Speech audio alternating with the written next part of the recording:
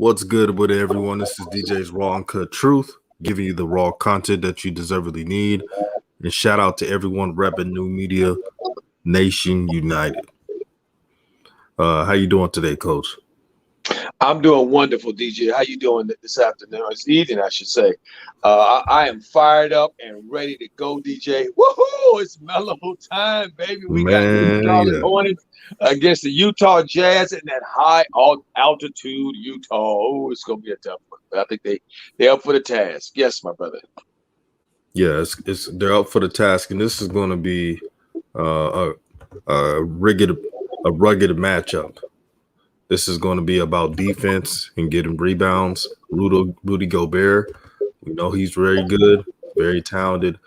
They must be able to attack him, get him in foul trouble.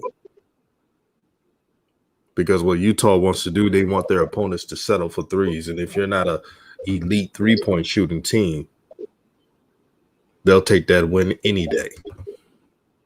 So you must, meaning them, they must attack Gobert. Get them in foul trouble. If you get them in foul trouble, it helps your chances of possibly pulling off an upset. Coach, what do you think LaMelo has to do to get back on track on a scoring end? I'm gonna tell you what I feel, DJ, is that as we sitting here talking, my feed is on the Charlotte feed, and what they were just showing is Melo's last highlights of Melo's last time against Utah, and one of the things I noticed in those highlights is a lot of defenders and a lot of the defenders that are guarding LaMelo and those that are in help side position. I notice a lot of people moving, looking, not knowing what to do. And I'm seeing a variety of activity from Melo. Shooting threes, pulling up jumpers off the dribble, shooting off the catch, shooting floaters, just keeping them on their toes. Because to me, if you don't keep Gobert on his toes, where he has to play defense and worry about, like he did last game, Melo dumping off to Biz and Melo dumping off to Lurch, Cody, then they wouldn't have. I don't think they would have beat him. So I'm gonna look for that. I'm gonna look and see if Melo is still is like he was last time. Because remember, last time he had 34 and 8 against this team. Okay, right? And he also shot over 50%. He took 27 shots. Okay, so I'm looking to see that kind of Melo, that kind of Charlotte, where the ball is in his hands a lot, where he's moving a lot, moving the defense with his eyes, moving the defense. See, family, I ain't talked about that yet, but I'm gonna talk about that on the show today. Is how Melo is moving the defense with his eyes, a la Patrick Mahomes. Okay, and the great ones do this. Okay, and with his hands and how he dribbling. Okay, there's a couple plays where Melo looked like he was getting ready to put his hand under the ball like he was getting ready to lay it up, and so he tricked Gobert into believing that, and then he turned his wrist over and threw Cody a nice little pass, and Cody caught it and dunked it. See, so I'm looking for that. Is what I'm looking for. Good point. And shout out to Zach Smith for the $2 super chat. He says googly goo. shout out to Coach New Media. Oh yeah, Zach. Yeah, Zach. Good googly goo, Zach. That's right. We own it today, brother. Thank you for stepping into the house today, into the room today, to do to share this broadcast with us. Another night of the NBA, another night on for entertainment. Here we are. Go ahead, DJ. Right on. And shout out to Douglas Anderson. He says LaMelo is back, ready to go. Yes, he is. Ready to put on a show. This will be a tough matchup, a very good opponent, but hey, that's what basketball is for. I want to shout out real quick, Brett Law. How you doing, Brett? I see them day ones in there. Says I was just listening to Coach on the Spit Facts on about the game within the game on the video just came out. Thanks, Brett Law. Appreciate that. Yes, fam. No, the new media has dropped a new video on Behind the Desktop with Coach Joe, and we're talking about the coaching carousel and the hypocrisy that exists in the NBA around coaching. So go check that video out. It's up on DJ's Raw Uncut Truth, the new media, Nation United. So check it out.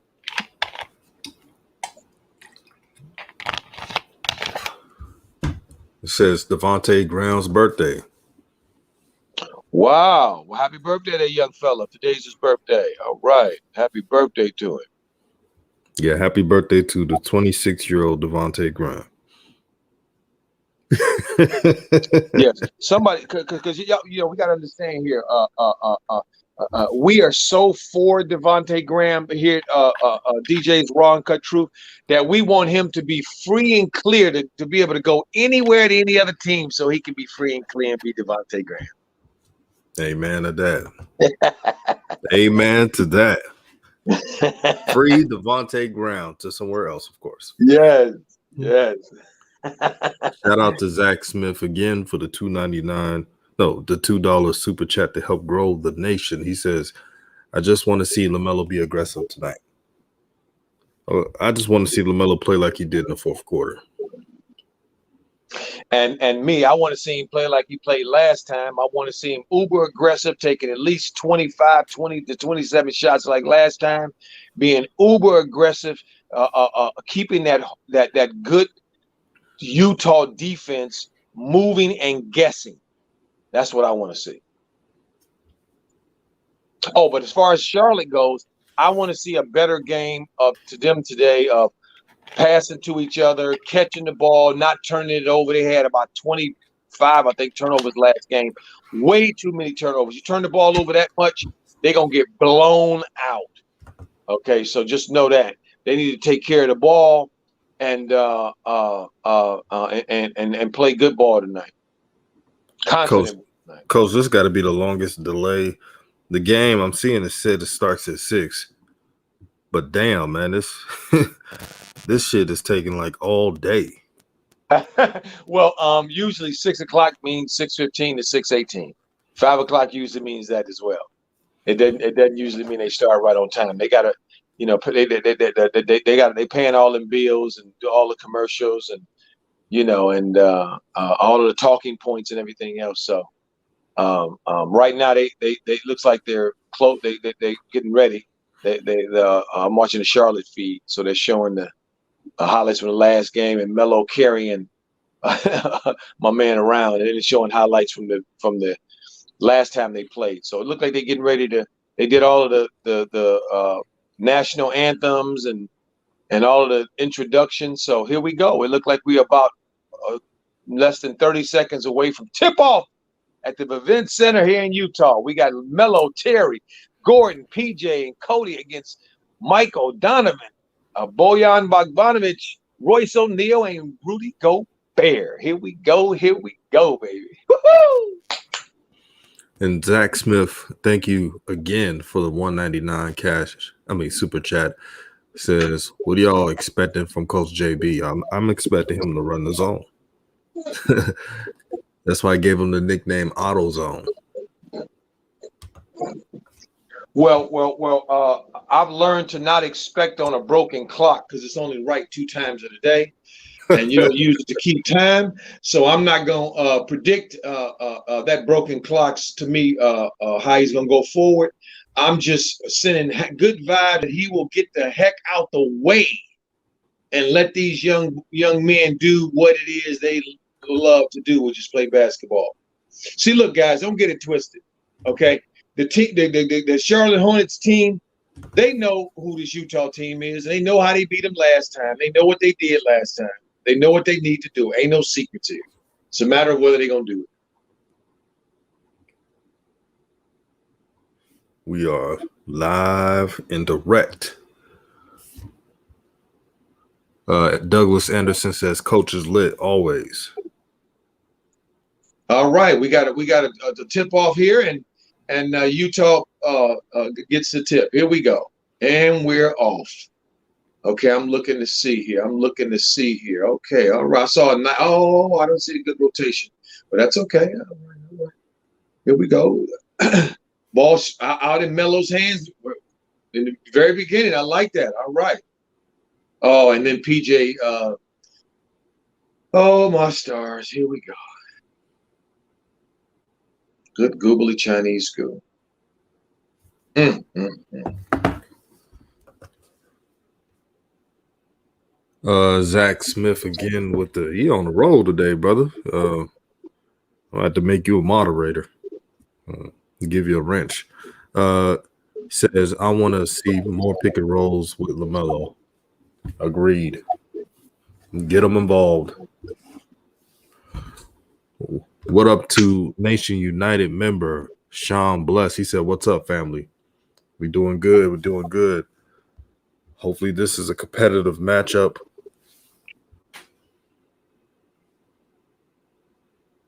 Please. Okay, we got Melo missed his first shot. He shot a 3. I like the ball movement. Just got his first assist and his first steal. So there he is, stuffing the bag already, folks. Stole the ball the last time down, playing that good ball defense. Because that's what them ball brothers do. They guard. Don't get it twisted.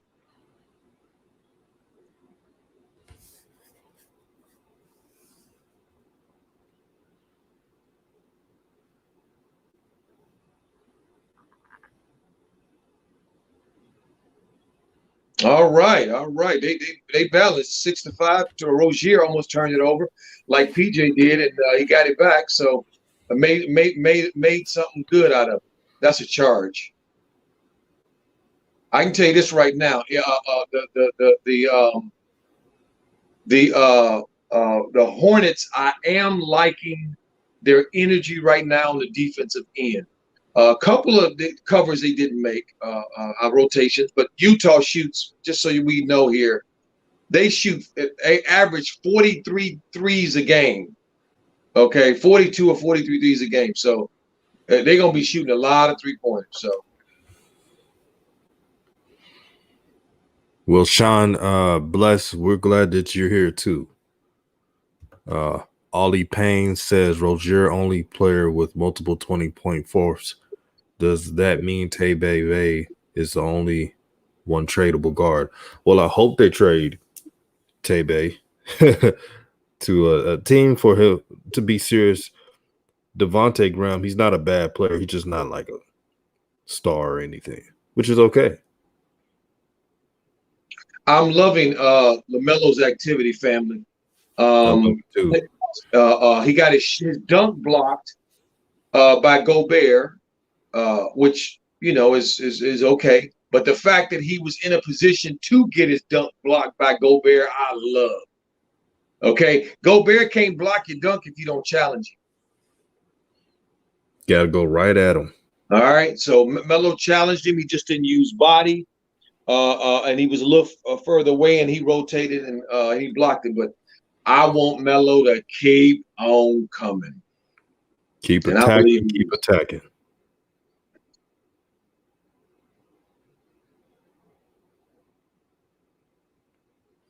And when LaMelo got blocked by Gobert, coach, he's going to think about what he should have done. What he should have done is try to dunk at him.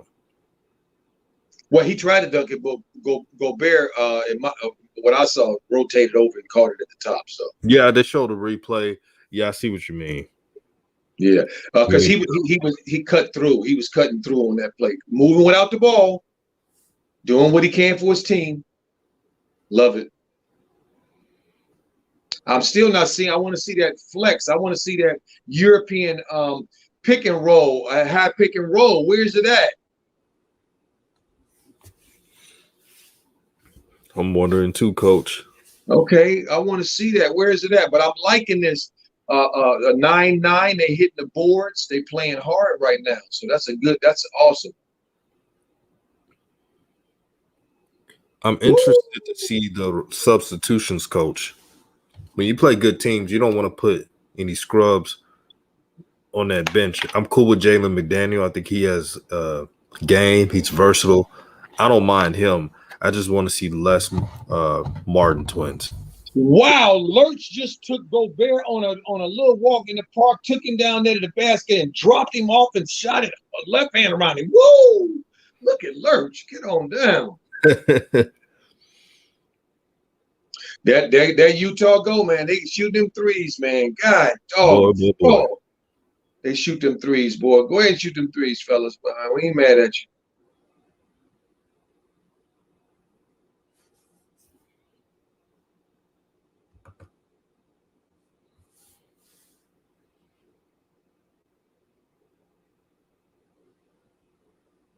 What the heck did they call?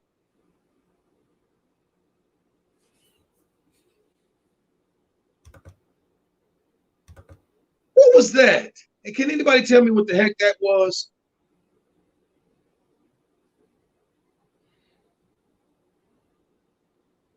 And I haven't seen them family. I haven't seen them in a zone yet. They playing man to man. They're not zoning yet.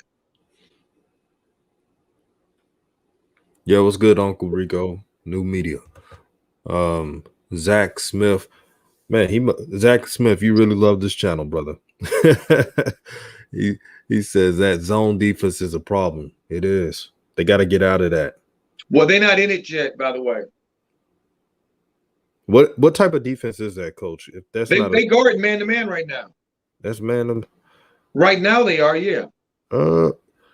Coach, correct me if I'm wrong. Doesn't it look like a combination of a man zone? Not yet. They're not playing matchup. They're not matching up. They're not playing a matchup zone yet. They still playing. They playing man to man right now. The problem is that they haven't rotated. They didn't rotate back a couple times. Conley hit those 2 threes in the corner. Melo sunk a little bit deep and help side and didn't get over in time. But yeah, they're not playing the zone yet. That's how Lurch just picked up the foul on Conley. They slow to get back and match up. That's what the problem right there was. And if I'm not mistaken, last game Mike Conley didn't play either for the Jazz.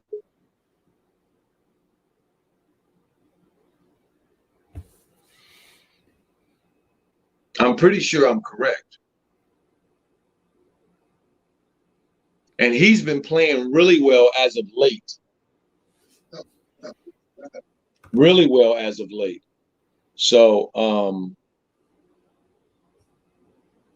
how you doing, Gamer? Good to see the fam in the chat there. How y'all doing today? What here we are, another opportunity to share in Melo's journey at 13-16 right now.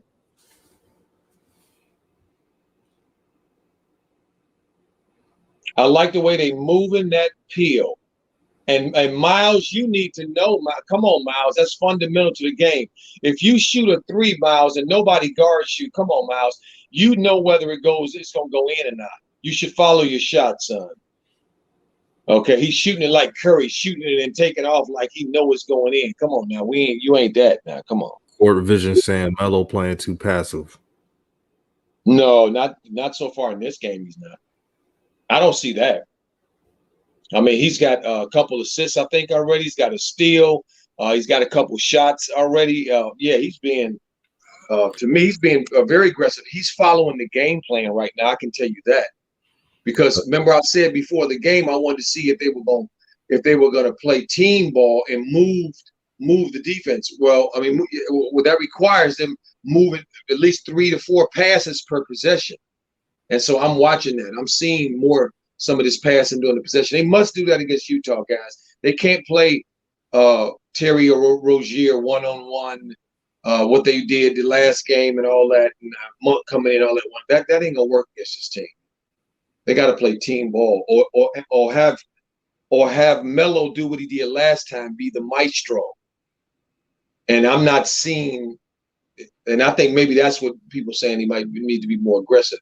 We're not seeing the ball in his hands every single time and initiating the offense every single time. We're not seeing that right now. Zach Smith says, love this channel and respect y'all mission. Thank you, my brother, man. And what you did today's channel, you didn't have to do it. you're treating this like any other big time social media program, Hulu, Netflix, you name it. And by you doing that, it shows people that we could create our own by doing that same thing. And thank you for supporting new media. J&J Video, shout out to the queen. She says, flowers to both of you brothers. Thank you. Thank you, J&J. We see you. Thank you so much. Wealth Engineering in the room. How you doing, my brother? Who else? Who else we see in the room here? Yvonne, thank you so much. We see you over here. Game. Callie, me. We see you as well. Absolutely. We see some of the family that comes in and shares it and brings their energy. We appreciate you and we see you. Thank you. Thank you. Dexterious Crockett says attack the basket. I said it before the game. You gotta attack Gobert. Gotta get him in foul trouble.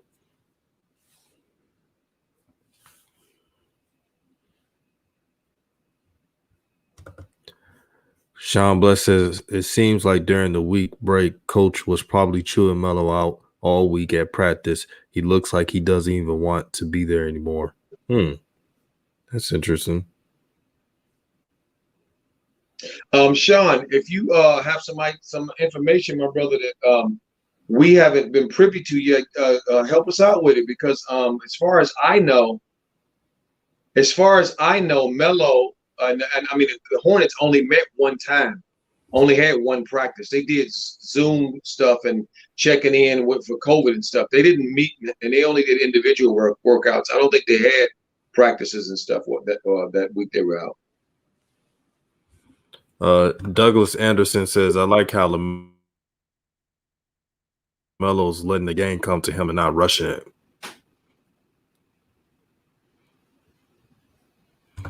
I want to see more pick and roll, though. I want to see more of that Spain pick and roll with Charlotte. Yeah, I want to see that too, Coach. Monk hit his first three. So they competitively playing. They matching the energy of Utah. Is McDaniel in the game? No, that's Monk. Brett Law says never felt a part of a community like this online. Well, we're different, man. We're different because we have the most highest energy, which is spreading this positivity to the community. And we do it for the love of the game, the love of the people.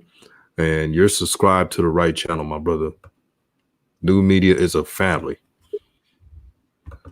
By the way, last game, Bogdanovic was at the line, had 30-something against Charlotte last time. So just like I'm sure Utah realizes they need to not allow Melo to get 34 again, I'm hoping Charlotte realizes they have to cover all game and keep a close eye on Bogdanovic and not let him get off. I see a lot of teams play Utah. They for some reason they act like this dude ain't a dude. I mean, come on, man, this dude is a dog.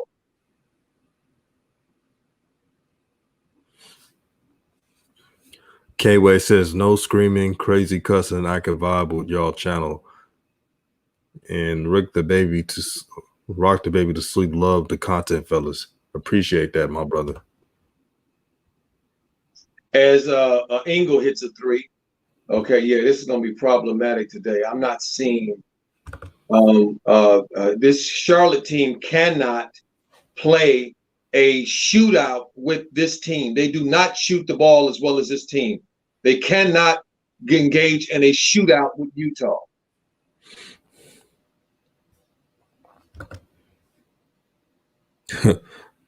Brett Law says, since we're family, my real name is Brett Lawry, but I like Brett Law.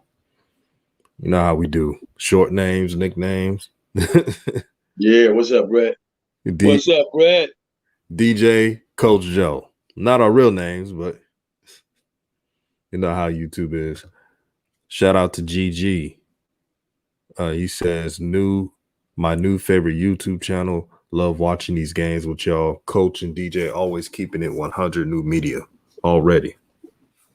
Thank you for the love and appreciation, my brother. Yes, indeed, GG. Appreciate you. And for full disclosure, I'm not an alias. I'm Coach Joe. People around in my city know me as Coach Joe. So, yes, my boy. Yeah, Mellow Fresh. We needed one. That's right, boy. They need your scoring tonight, boy. Yeah, knock down that three. That's right. Give it to him, McDaniels. Oh, my stars. Okay, let's see. All right, McDaniel. Oh, what they call what? What? Hey, Coach, one of Yeah. my favorite words that you say is "Oh my stars." Oh, okay. I know something. I know something's happened when you say that. When you say "all my stars," I'm like, "Oh boy, in your head." Woo. Well, one of the things I wanted to see is Melo shoot that off the dribble three. I wanted to see that, and today he showed me. He's averaging 19 points his last 8 games. Melo is, and about 42% from 3-2. So he balling. There we go again. That rotation, bang bang. We got to rebound the basketball. There we go. There we go. That hustle, Jalen McDaniel. That's what new media is talking about. There you go, Daniels. Come in and make Borrego have to have an aneurysm before he puts you back in the G League. Coach Joe, you were right about Jalen McDaniels. You were so right about him before anybody else. I like his game. Thank you, JJ. I watch his brother. Just like he reminded me of the Morris twins. Them boys are about the same. You know what I mean? Both of them are good. You know what I mean? So I see one boy down in Minnesota putting work in, being good. I know doggone well. Them other ones his other one's good too. So what's the problem?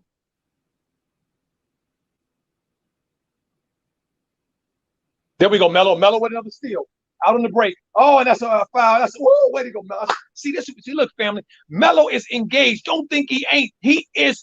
Melo is here. We got Melo here today. Zach Smith says, "Got to get Melo the ball in transition period. Good things happen when you do." That's a fact. That's high IQ. The Hornets, I don't think it's a selfish thing. I think some of their players just don't know how to play full team basketball. They didn't win last year, so they're learning. But most players with high IQ knows that a distributing point guard that has a scoring ability like LaMelo, you got to give him the ball in the break. And also, DJ, to your point, you're making an excellent point there. Family, just think about this a second. When's the last time we saw a team who had a lead point guard that was a traditional type point guard or facilitating type point guard, and that team ran a fast break offense and a system like we've come to know in the past? Okay, Chris Paul to me is the only one who's been around, and they stopped playing. He stopped playing that way when they were with the Clippers. See, they're not playing that style right now. The style they're playing is shooting threes, shooting layups, positionless basketball, cuts and screens, and all that stuff. That Golden State stuff. So they're not used to this. And if you don't have a coach who is promoting it and encouraging them to do that, then you're not going to have it. You're going to see what we see here. See, what I see is what Borrego preaches. He wants everybody everybody touching the ball. Someone said we're the best red pill sports show on YouTube. Well, we're not red pill or blue pill. We're the truth pill, which is a pill that's even more potent. As you watch our channel, you notice how we say "are." The reason why I always put "we are" is because even though I created new media, even I know that it cannot be anything without the sum of its parts. And with the help of Coach Joe, Rev, J&J Video, Brother Jones, without those people, this wouldn't be anything. So I'm definitely blessed. I'm definitely blessed to have, Coach Joe just teaching us the game of basketball. He didn't have to do this, but he loves this game, man. And I love my people. I love Right United Nation. Nation United. Just know that. That's what this is about. All people of goodwill. You are family. All people that believe in and that we all have the opportunity, all have intrinsic value. All of us do. We love that. There you go, Melo. There you go, Melo. Oh, that's the foul. Oh my son, that was a great move, Melo. Oh man, that was a great move. He missed it, but that was a great move. Just didn't put it up a little high. He didn't put. Donovan didn't establish himself back in the game. How the heck did he come back in and get the ball? But I like that, Melo. He's up against the trees there. Good rotation. Good rotation. Good rotation. There you go, Hornets.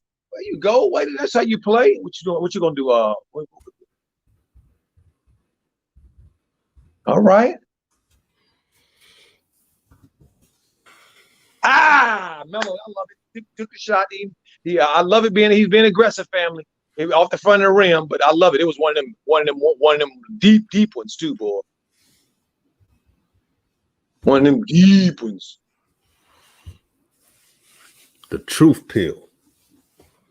There we go, being aggressive. There we go, Melo fresh. That's right. There you go, Melo dip. Right there, right there. Another basket. 24-29. First quarter, 2:21. Melo playing the whole first quarter. And we loving that. And look at him in the trees. Look at him in the trees getting the rebounds. All that bodies around. Who comes out with it, Melo? Come on, Miles. Keep your head in the game. Good shot there. Who is that? Monk? There you go, Monk. All right. We back at 29-27. Melo's energy is just like it was last game, family. He seemed like he's reset again. Maxwell says, imagine LaMelo playing on the Jazz with all them gunners, Gobert, lob threat. LaMelo will be on another level. Shooters, man. Woo-wee. That would have been crazy. And they could use it. They could actually play a 3-guard lineup because you have Gobert. And the 3 that plays for. Hey, I'm sorry, DJ. And one, the young fella, going to work in his bag. In his bag. I never doubt LaMelo, man. I never doubt this kid. I'm loving watching it. In his bag. Oh, wait a minute. I know right now. The coach of the Utah. I know doggone well he's sitting over there kicking himself in the behind because the minute he brought Ingles in the game and Ingles got on Melo, Melo said, "Oh my God, barbecue chicken." Better put out that fire.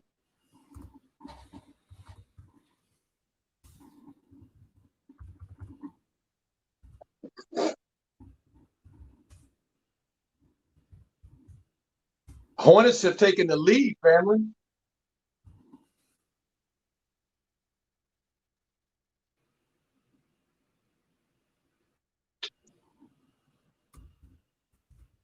Give him the ball, Monk.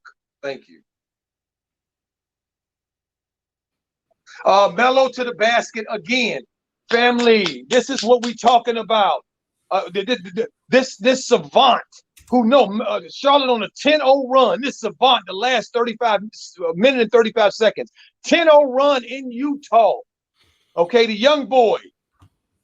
There we go. Look at him. Sticking his hand in there. Look at him on the run. Oh! What you gonna do with him, Melo? Oh, he missed it that time, but he in there dealing cards. He in his bag. He a little tired, guys. I can see he's winded. We got Hoop Jargon in the building. New media affiliate. He said HJ in the building. Shout out to Hoop Jargon. Make sure you subscribe to that brother's channel. He's part of New Media. He's family. Shout out to Zach Smith again. Brother, you are on it. $2 super chat again. I don't believe in my eyes. Did they give LaMelo a call? About time, brother. Like LeBron James said when he won his first title. About damn time.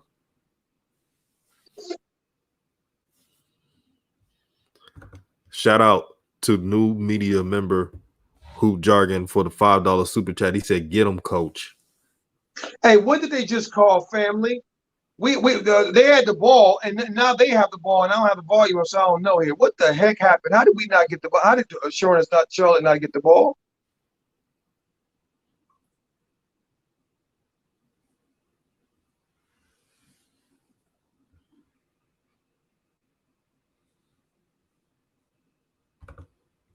Brett Law says, "Love your content, brother." Hoop Jargon. Yeah, Hoop Jargon got the most underrated channel on YouTube. He's played the game. How you doing, Hoop Jargon, my brother? Good to see you. How you doing today, my brother? Sean Bless says, Melo is playing good. I definitely take back what I said a few minutes ago. Hi. Man, that's what LaMelo does, man. You can't count him out. And LaMelo's being ultra aggressive, coach. He's beyond aggressive. DJ, remember if you guys remember, I said before the game that Melo has to be aggressive. Remember, I said they showed highlights of the earlier game, and what was he doing? Scoring at 3 levels, shooting threes, hitting floaters, going to the basket. Okay, so that's what he needs. That's what they need out of him. And I'm pumped, and I always get on Borrego. Okay, broken clock, right 2 times of the day. He's right today. He recognizes that he needs Melo. He needs Melo to be that aggressive. At least he's agreeing that what he saw on the film last time and the game they had last time, at least he's saying, okay, I believe the tape. Okay. Right. Instead of doing that Groucho Marx thing to us, coming to the press conference and looking in answering the questions and asking us, believe me or don't believe, who you gonna believe, me or your lying eyes? Well, we gonna believe our eyes. We ain't believe in you.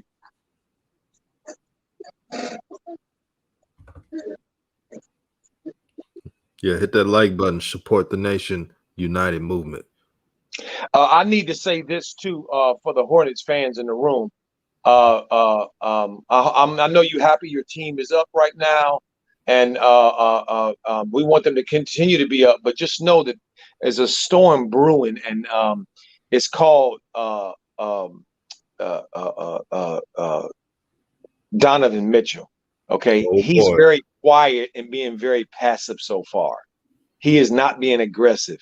So I just know that ain't gonna last. Okay. Coach is preparing y'all, man. Preparing y'all. That Donovan Mitchell storm, it is coming. He's filling out the game. Without a doubt. He looks like a boxer to me right now, just filling out the game. Brett Law says, slap that like button, silly. Man, I'll tell you, we got the best subs on the planet, man. That's right. Best family on the planet. That's right. Best YouTube family on the planet. Yes, indeed. I had a friend told me, he was like, DJ, man, what you think about your subs, like getting all the subs? How does it feel? And I said, well, it's easy because all the subs who subscribe to me is family. That's right. So we got Hornets shooting 54% from the field right now, first quarter. Here we go, 44 from the Jazz. There we go. Indicative of what I'm saying here. They ain't gonna shoot around there too long. Unique View says Michael Jordan talked to the coach. Yeah, that would be nice. Go Terry. See if Terry mimics and mirrors Donovan, then we cooking with grease. Right. Zach Smith, man, brother, you are on a roll. I might have to give you a wrench, man. He said, I wonder at some point if JB is going to break LaMelo's rhythm. He's a beast at breaking rhythms. If he's trying to win the game, he should do the right thing. That's what he should do. Hoop jargon. Look at hoop jargon. Oh, I see it now. Hoop Jargon with the $25 super chat. And make sure you subscribe to his channel. He has an amazing video right now about the Cam Newton situation. You know, that little bad kid that was talking mess to him at its own camp. Check it out. Like the video, subscribe to his channel. He says, y'all get them likes up. You heard him, man. Remember, family, this is our participation. See, at New Media, we believe in making movement and participating and making things change that way. And this is how we affect change. This is Right. how we don't allow Google and the algorithms that have been set against us and our content. So this is just y'all way and our way of mitigating that nonsense in the game that they play. Okay, fam. So remember, get them likes up. Exactly. They're doing It's a all that gaming type of thing. stuff, coach. Huh? They're doing all that stuff, coach. Making sure the notifications ain't sent. Ever since my channel blown up a little bit, they've been doing that. I've been seeing it. I got subs telling me all the time that they don't get notifications lately, which is odd. But it's all good. Just hit that like button, change that algorithm, and we're on the road, man. And shout out to Hoop Jargon again. Hoop Jargon is from where I'm from, Houston, Texas. He in the West Coast now. I'm in the West Coast now. But he's not only just a New Media Nation United member, he's family. And that's what we're trying to build. It's a community of truth and logic. And love. Yes. That's right. Hoop Jargon's our brother. With fire content. Don't think he ain't got it. Fire content. Right. So we need to support that brother. And what I want y'all to do right now, I want y'all to hit the tab button, keep the stream on, and I want you to click on YouTube and put Hoop Jargon and subscribe to his channel. Because he is family. If you follow me, you definitely follow Hoop Jargon. And Hoop Jargon again. Brother, you acting like it's Christmas today, my brother. He says, and thank you for the $15 super chat. He says, I appreciate DJ so much. Y'all don't understand. Yeah, we know the deal, man. I remember, and I'll say this real quick. I remember when Hoop Jargon was just starting out YouTube. He had like 50, correct me if I'm wrong, Hoop Jargon, 50 or 45 subs. And I told Hoop Jargon, man, your content is better than that sub count. We gonna help you out. He like, really? I was like, yeah, because I believe in helping brothers out, man. I believe in building family, our own conglomerate. So every time I was on these shows, I would shout out Hoop Jargon. I would tell people, if you following me, you follow Hoop Jargon. Man, thank you, brother. That means a lot, man. He says I had no direction before DJ. I'm just saying. Thank you, man. That means a lot. And before I go on about this game, everybody needs some type of direction. I needed direction too on YouTube. Rev and Coach Joe came into my life at the right time. Got a new subscriber. Unique View said he subscribed to your channel, Hoop Jargon. Brett Law says Hoop Jargon gonna be at 1K monetized soon. Oh yeah, I'm not gonna say if, when. In the wise words of Coach Joe, when Hoop Jargon gets monetized, you gonna see so many streams from that brother. Facts. He gonna be having streams. I'm gonna be on them streams too. Facts, Hoop Jargon.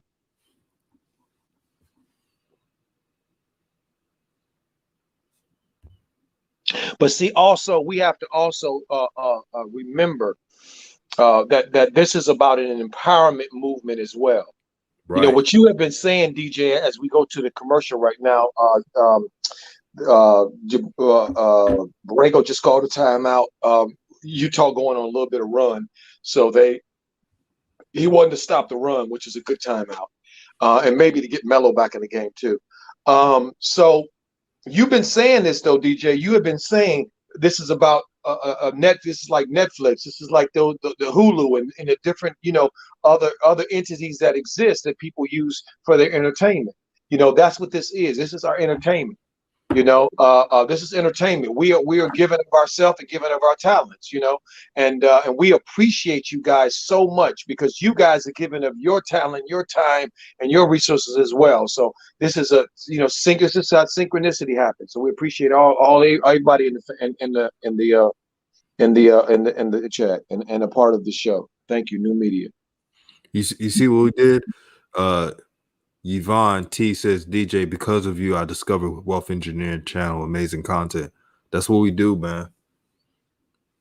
And shout out to Wealth Engineering. He talks about money management, cryptocurrency, everything, stocks. Subscribe to Wealth Engineering. And be on the lookout for Claudia Portia Taylor's channel. I think it will come out 2 weeks from now or next week. Knowledgeable sister that knows her sports. When her channel comes up, we will be shouting that out.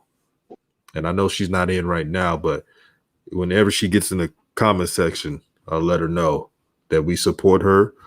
We support all brothers and sisters who are trying to build channels. At the end of the day, we can all eat at the same table and create our own at the same table. Melo's back in the game. Good.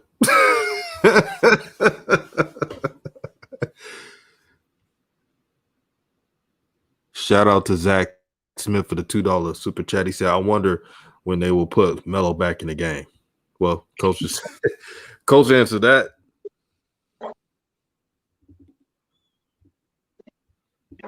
$44-41, 8:56 back in the second quarter. Utah's up 3. And you traveled there, buddy. Melo closed out on him and made him travel, closed out on the right hand. See, family, what he did was he closed out, not just closed out, but on the right leg, the right foot. Because what Jordan, what he predicted was Jordan was going to pump fake him and go around him. But LaMelo closed out on his right foot, and he couldn't go nowhere. So he had to travel. That's great defense, fam. So don't listen to these shines telling you he can't play defense. Yeah, that's a damn lie. Shout out to Elijah Shaw. He said, what up, New Media from work? Thank you, my brother. And Elijah Shaw says, you saw what happens while he was out. Yep. Jazz got the lead. But he played for a long time in that first quarter. Let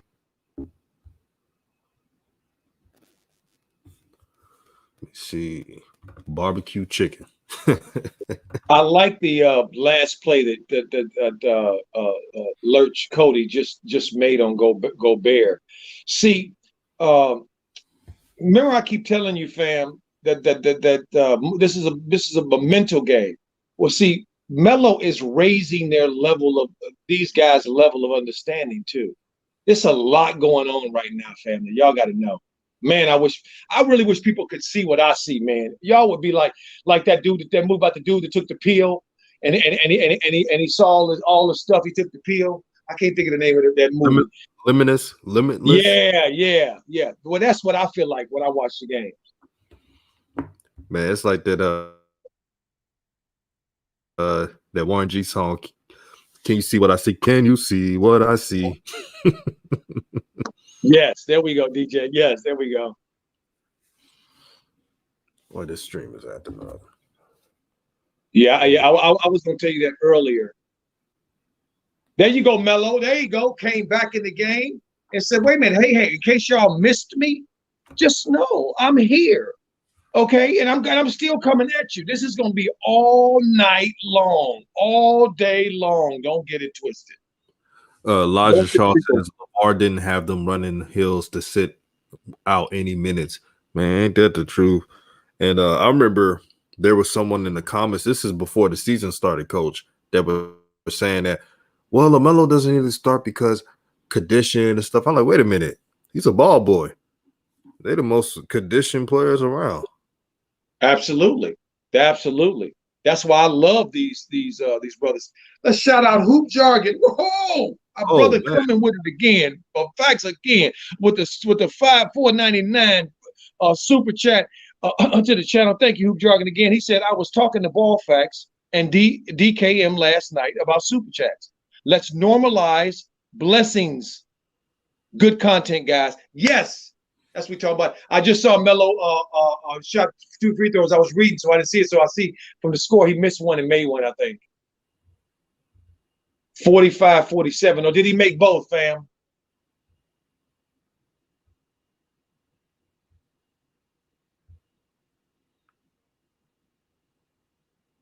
He made both.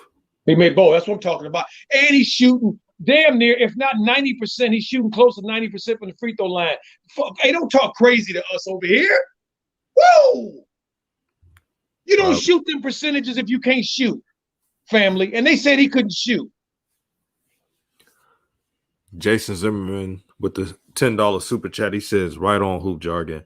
And thank you, Jason Zimmerman. For those who know Jason Zimmerman, he's been following my channel since I was at barely 100. So he's been around. Thank you, my brother, for being a day one. Made both. Coach, I think I told you. I just saw Gordon Hayward steal this ball. I ain't seen him play with this kind of. Whoa, and they go down. Get out of here. Look at Melo. Oh, Melo is. Oh, my star. Look, guys, I think it's happening. I think it's happening, guys. I'm excited right now because I think it's happening. I think that JB has finally said, this is Melo's team. I really think he might have said that. I might be pushing the gun a little bit, folks, because of my excitement. But I'm thinking, family, that he is saying this team is playing like Melo right now. Woo! Shout out to Uncle Vern. All love to you, bro. Hoop Jargon says LaMelo's affection's been that way his whole life. So true. Yes, Hoop Jargon, you're absolutely right. But he's been going against all of this inertia, all this hating, all this, no, we don't want it.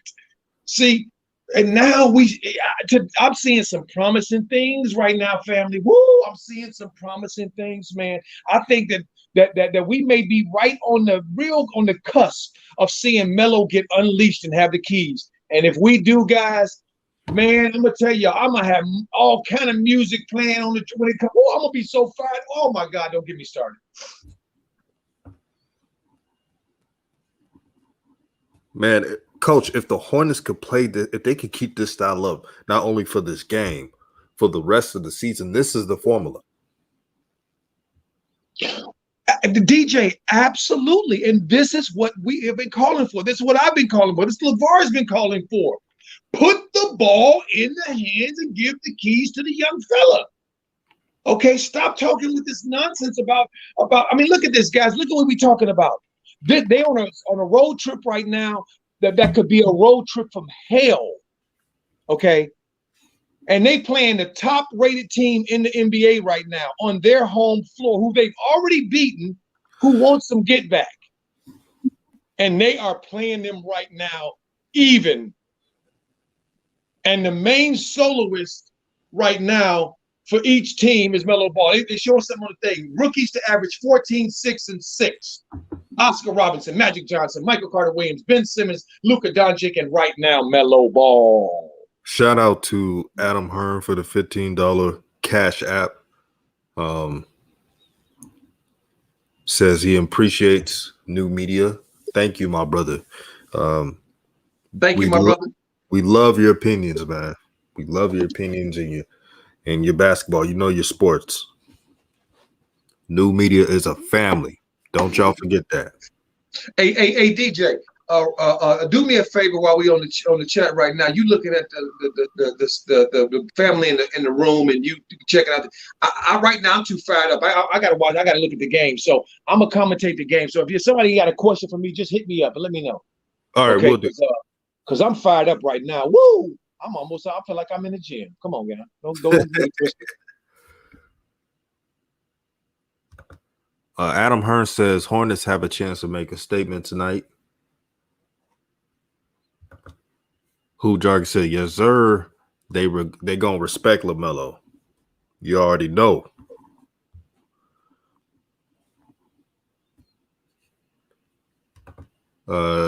Shane Allen says, DJ, because of you, I know I'm always right and not crazy. Woo, look at Melo. Look at Melo challenging Jordan Clarkson. Jordan Clarkson, who right now is in the conversation of sixth man of the year, having a great year. He tried to dance on Melo just right now for all these shines that say he can't play D. Melo D'd his behind up. He went nowhere. Okay. And right then he went on the opposite side of what Melo was, because he didn't want no part of him and just knocked down that three. I see you, JT. I mean JC. I see you. You want to stay away from that young killer. Zach Smith again, $2 Cash App. He says Melo would get the keys when Terry and Gordon give it. No, I can add on to that, brother. You're not wrong. Melo would get the keys when the coach realizes what he has. See, I hear what both of you guys are saying, so I'm gonna add another idea here to that. Mm-hmm. Melo go get the keys when traditionally the keys are gotten when the veterans on the team say in their body language and in their movements, give him the goddamn keys. Right on, coach. Right on. Don't get it twisted, y'all. The team was JB's team. Okay, it's slowly becoming before our eyes Melo's team.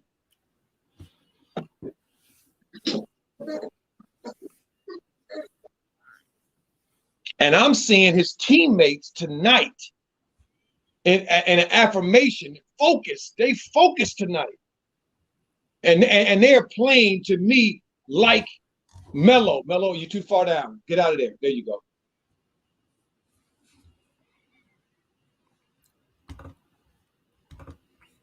Aunt James, Charlotte Hornet fan, big time fan of theirs, says Melo matches up well with the Jazz. He might get close to scoring his season high, which is 34, or break it by getting 40 tonight.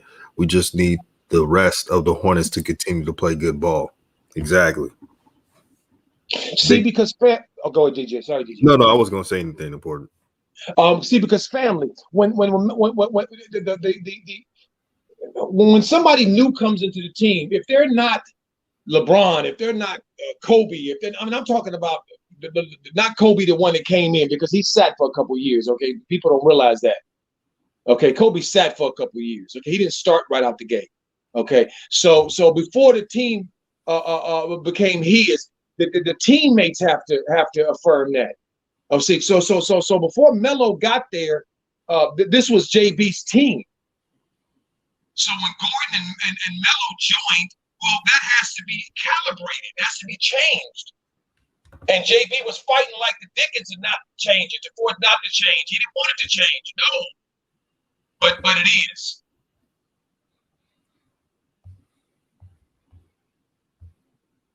Coaching Gems. And y'all make sure to check out, to hear some more coaching gems, check out Coach Joe's Behind the Desktop series. Instant classics. And brother, that video you made about the NBA hiring process was legendary. Thank you, my brother. Can you hear me? Can anybody hear me okay? Somebody said my mic's doing that again. Yeah, it's kind of muffled a little bit, to be honest, kind of low. Okay, I'm going out and come right back in. Yeah, I'll put you back in when you come back. Okay. Hoop Jargon says, Coach talking about the rite of passage. That's how it goes. And nobody knows more than Hoop Jargon. He knows this process. And I hate the word process, but still, y'all get what I mean. He's played overseas, so he knows how the game is.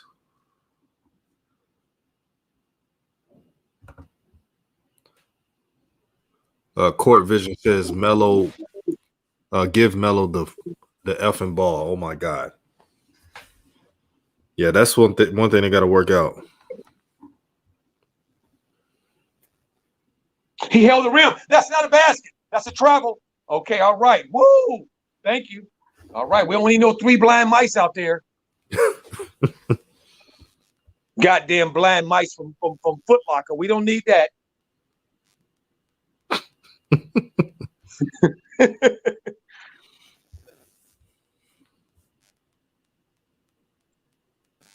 This team today, to me's effort is being mirrored by Melo Ball, and I really believe that he set that tone that this was going that this is the way it's supposed to be last game. I think and I told y'all this at the game. I thought Melo, look at him taking the little one down there, without charging, without being in a rush. Let me just take this little dude down here and just walk him under the basket and score on him. Melo's 14, 5 for 10, 3 for 3 from the free throw line. Don't talk crazy to me. Zach Smith, thank you again. And he says, Ball got to touch Melo's hand every time down. Well, just know, family, you seeing that there. We watch these games. There is look at put this look at the killer putting his arm down after he shot the shot down there to say he got little tiny Tim on it. So remember, what family is that we seeing a lot more in this game. A lot more Melo. Look at him stealing the ball. Go get it, young fella. Go get it. Oh, Terry, come on, Terry. You got to make that, Terry. Oh, Terry, you got to get that ball up to Melo. Come on, Terry. You got to get that ball up to Melo. You'll get it back if it's for you. Come on now. Thank you, Coach. Thank you for saying that. They act like they ain't gonna get the damn ball back. Well, no, the rule is the unwritten rule, guys, is when you on a fast break and you're pushing the ball, like right now, if don't nobody guard you, you keep it. Okay, but the problem I have with Terry is that he allowed, because he wanted to shoot the ball, instead of giving it up early, you get it back late. Okay, he didn't do that. He allowed one of the Utah guys to come back in. So thankfully, Cody Zeller ran the floor and saw, wait a minute, this don't look good, and was able to put it back. Did you see when LaMelo had that layup on Conley? He did the little man gesture. Yeah, I remember I said that. Did you hear me? I'm sorry. Yeah, it was sorry about that. But that's just the type of player LaMelo is. He's confident. He's brash. He's definitely his father's child. And Hoop Jargon says LaMelo about to make liars about so many people, and we got to give LeVar his flowers. Amen to that, brother. Hey, Hoop Jargon. I'll take it the next step. About to? Shoot. He ain't about to do nothing. It's already the proof is already in the pudding. He already making them look like a bunch of hating ass son of a guns. You know that. Hey, yo, Coach, Hoop Jargon had Woody Page so emotional, man, that he blocked him. I bet he did. This one last shot Melo just made. He got around. Show Gobert, let Gobert know, hey, here I am. What you want to do? Gobert said, I don't want no part of it. He says, all right, I'll just shoot this float in his face. And he shot the float in his face. That's right there. That's an elite player, family. That's what that is. That's what y'all watching. This is an elite player manipulating grown ass men. Hoop Jargon says, yes, Coach, transition is the time to pass early. Make the defense react and score easily. Textbook, my brother. You're right. Douglas Anderson says LaMelo balling tonight, man. Never count out LaMelo. Remember that. Hoop Jargon said Woody Page. Oh, man. And Hoop Jargon would have been on, but I think Hoop Jargon, you still on vacation, brother? Because he would have been on the panel tonight.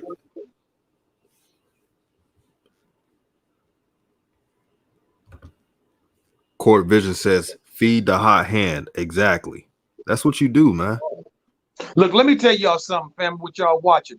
Utah ain't trying to be behind. You can believe that. They are playing not to be behind. You can believe that. Okay. As you just saw in this last play, Donovan Mitchell take the ball from Lurch, okay, and put it up. He sees his team is not matching Charlotte's energy, and he knows it's because of Melo. That's what that last play was about. Boy. Melo was 16 points, man. Yeah, but the rest of his game, DJ, He in his bag. He doing everything in the passing lane, getting steals, shutting people down. And look at Gordon. Look at Gordon. There go Gordon. There go Gordon. Right. There go Gordon with the Mr. Magoo look. No, Gordon. You a veteran, $120 million. You shouldn't get lost at the end of the half on a last possession, dude, defensively. Coach, I hate when players do that. When they looking at everybody else and they're the one that messed up on the defensive assignment. Exactly. As if anybody can't see. See, but you know what it is? What some of them do, that's that DJ, that trying to rile your fan base up type of thing too. Right. See, that's that manipulation stuff. We had halftime, family. First half of basketball, very entertaining for those of us that love the Ball family and LaMelo Ball. He is putting in work. He is doing what Coach was talking about earlier today before the game, is that he has to be aggressive, and JB's got to let him go. And both of those things has happened. And right now the Hornets are up, I think 3 or 4, and Melo is putting in work, and they are playing the leading Jazz at home to a standstill right now in the first half. That's good news. Not bad at all. Amazing, man. And Hoop Jargon, man, check your phone. I just sent you the link. If you could join in. Yeah, come on in here, Hoop, brother. Come on in, Hoop Jargon. Trent Tompkins said LaMelo played 21 minutes that half. Good. That's what I'm talking about. That's what we talking about here, family. Ain't we talking about that? That's what we talking about. And Coach, you noticed something? Yes. LaMelo Ball was playing those minutes. He's not huffing and puffing, lackadaisical. He's full of energy tonight. I'm gonna tell you right now, you are rarely gonna ever see Melo huffing and puffing. Talk to him, Coach. Okay. He is a supremely conditioned athlete. Don't get it twisted. Okay, you ain't gonna see him huffing and puffing like that. No. He ain't Zion now. Zion's still trying to get in shape, and that's why what he's doing is so amazing. And just let me give a shout out to that young dude, that one of them young dogs, that Jason Tatum, man. Family, don't forget that he's 19 too. He ain't turned 20 yet either, I don't think. Who say that again? Jason Tatum. Yeah, he just turned 22. Did he just turn 22 or 20? 22. Oh, did he turn 22? Yep. Okay, well, I stand corrected. Thank you. 17 draft. Okay, thank you for correcting me there, DJ. Yeah, I appreciate that. I thought he was a little younger.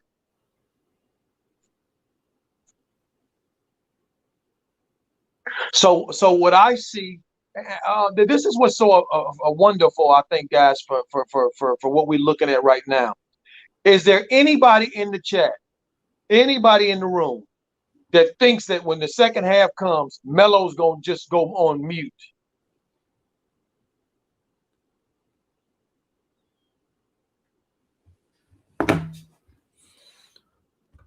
Jason Zimmerman says, Coach, we need that book.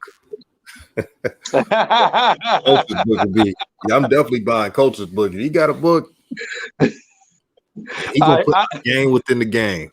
Thank you, Jason. Thank you, Jason. I appreciate you, my brother, for the super chat too, the $4.99. I appreciate. Yeah, you're right. I gotta get that book out. And you know what? I have a sneaky suspicion that the family in the room gonna hound me in my sleep until I get this thing, get to writing this thing and put this thing out. So I appreciate y'all so much. Man, I'm telling you, Coach Joe, man, I'm getting the apparel that will come out. I'm telling y'all right now, it's gonna be creative. The game within the game apparel. I'm telling y'all now. I'm just waiting for the subs to increase to do that, but there's going to be so many messages that we've been saying on this show. And now the powers that be and the haters, they could just look at those apparel y'all got on. They're going to be like, what does the hell does a game within the game mean? What does a shine mean? That part right there. Ooh, man. Boy, oh boy. Zach Smith, thank you for the $5.99 super chat to help grow the channel. He says the thing to watch for in the second half is if they try to bottle cap LaMelo. New media, googly, Google, what y'all think? I hope that doesn't happen. But James Bragle is very unpredictable. But to me, he's very predictable by his actions on the court. So wouldn't be surprised if he does that. If he's trying to win, he will let LaMelo cook. I'm gonna say this, DJ. To me, the evidence that JB is on board tonight, family, and the evidence that I am using to make this point is that off the bench, we ain't seen one Martin. Oh boy. And Coach, and they what did both I say? and they both are eligible. Coach, what did I say? I said I'm not saying that the Hornets will win, but your chances increase when you don't play the Martins. I said this before the game. I'm glad That's right. I'm glad Coach James Borrego is doing that. Shout out to Trent Tompkins, $10 super chat to help grow the nation. He says if the Hornets beat the Jazz, Melo lead all scores, the old media will eat crow. Let me add on to it. The old media will eat crow that they already are eating right now. They've been eating crow this whole season. And they're going to eat some more crow watching LaMelo Ball play out. Hey, Trent, let me ask you a question before we get off that subject real quick. What should they put on that crow? Should they put hot sauce or barbecue? Oh, man. We got hoop jargon in the building. What's good, my brother? Man, what's up, man? I might be in for a hot second, but I see LaMelo's cooking, man. So, I appreciate the invite so I can kind of riff a little bit with you brothers, man. How you doing, Hoop?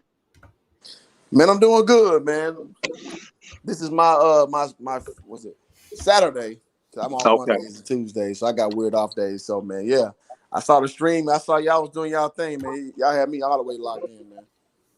Well, thank you, my brother. It's so good hearing your voice, and thank you so much for showing up and pulling up to the cookout.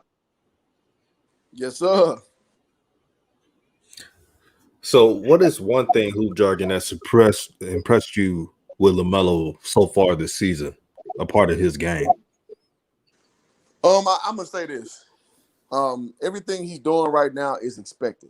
I knew once LaMelo went overseas to Australia, and he showed poise working with, and Aaron Brooks gave him kudos off the rip. So once I saw that he was a pro amongst pros, I knew he had that in him, and I saw how he always played up his whole life. Now, one time he did not play so well when he played against Zion Williamson in that tournament in Vegas. This is about 3 years ago.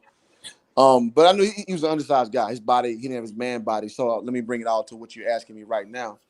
He's just showing me he gonna rise to expectation every time, and that's something that I see right now.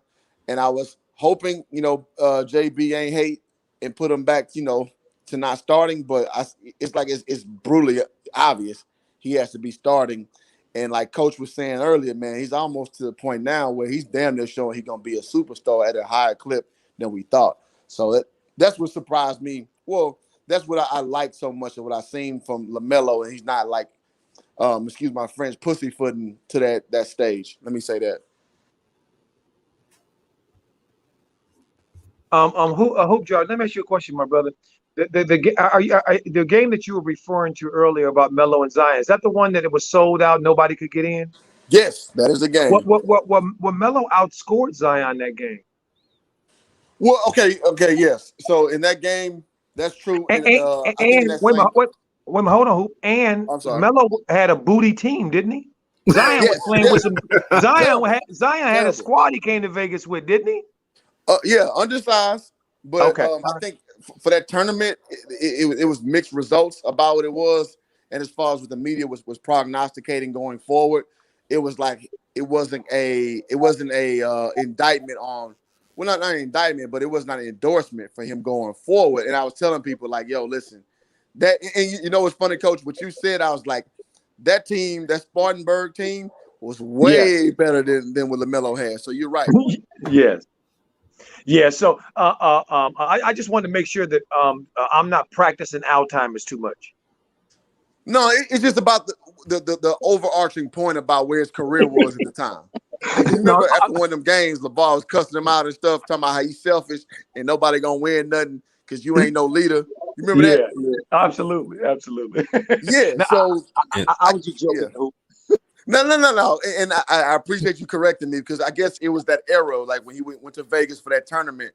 It was that whole little thing, and people were starting to kind of turn on the ball narrative. Because if we remember, that's when Lonzo was kind of at his apex, and LiAngelo, we don't quite know what he is, but he's at UCLA, and then LaMelo was the next one, and the overarching point was like, all right, is this dude really, what they say he is? You know what I mean? So let me clarify it that way. So I appreciate you correcting me, Coach.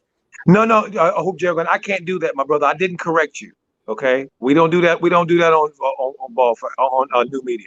I just reminded you what you already knew, and you had just forgotten in the moment. Appreciate it. Okay, ain't no correcting going on. You knew exactly what I said because I didn't have no information you didn't have. Just in the moment, sometimes we forget. Yeah, I'm definitely like cooking, like literally in the kitchen cooking. So I see y'all cooking on here, so I'm jumping in. So yeah, I appreciate you making my memory. This is what I love about new media. We have intelligent conversations and just understanding of the sport we're talking about. Hoop Jargon, Coach Joe, they have played this game, they have seen this game, they have coached this game, and I trust their opinions on basketball in various sports because they already know how it goes. So it's an asset to bring these two on. Louis, thank you for the $5 super chat to help grow the nation. He says, Coach, do you think LaMelo will be a good fit with the Jazz? I think he would be an excellent fit with the Jazz for DG. I think you said this earlier. Imagine these shooters: Bogdanovich, Royce O'Neal. These guys that can shoot. JC. Imagine them dudes around Melo with the floor space. Oh my God, that's like a dream. Because he'd just be giving it to him on target and on time.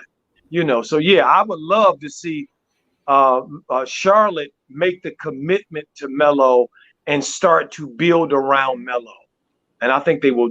My feeling is they gonna do that. I think the tide has turned, family. JB knows if he does anything in words, actions, or deeds against Melo, he will be looking like that Saunders dude in Minnesota. And DJ, let me say, name a team LaMelo would not be a beneficial to. Right. Let me extend that question to that. Yeah, he'll be a fit to a lot of teams. He's just a winner, and he uplifts his team beyond the court. Teammates love playing with him. You never heard a teammate say anything bad about him. Zach Smith, again, thank you for the $2 super chat to help grow the nation. He says, DJ, I want to see googly glue apparel. Man, you love that word, man. Yes, Zach. Good googly goo, Zach. That's right. Proceeds will go to Coach Joe's future book, and it's gonna be fire if he makes one. Oh, I'm making one. I have to do it now. Y'all didn't put pressure on me. Y'all didn't call me out. Y'all didn't call me out, man. That's what I'm talking about, Coach. Talk to him, Coach. That's right. Hey, Hoop Jargon, you know what they did? They called me out on the World Wide Web. They definitely gonna do that. they did it. They called me out today. The brother said, Coach, where's the book? I mean, he called me out. Coach, I love it though. I love DJ's platform. I love DKL's platform when they get on my tail because all I can think about is when I played ball, man, going to Baylor, going to Florida, going to University of Texas, Texas A&M. I done got called everything except a son of God. So it's all good. Oh boy, Coach Walter Robinson, and thank you for the $2 super chat to help grow the nation. he said something that is key to the game. He said Melo's at 21 minutes. He needs 37 to 40 for Charlotte to win. What you think? He needs 37 minutes or 40 minutes, he's saying? Yeah, 37 to 40 minutes for Charlotte to win. I say bingo, bingo. He's absolutely right. And Melo's not in foul trouble. Okay, so he played a great defense because they targeted him a little bit. Okay, he played great defense and he stayed out of foul trouble. So there's no reason for him not for the cuffs to be on it anyway. And here we go with the start off with the ball in whose hands? Melo Drip. Coach, did you say Melo Drip? That's right. That's Melo Drip right there. I like that. I like Coach that. changed up. Ain't Melo Dip, Melo Drip. I hear you, Coach. I see you. I like that. Coach, stay irrelevant, man. That's what's up, G. Wolf Engineers, you're right, brother. No excuses tonight. You played to win the game, like Herm Edwards would say. Oh, Wolf Engineer, we know it's Melo Dip, but we're just putting a little nickname to it.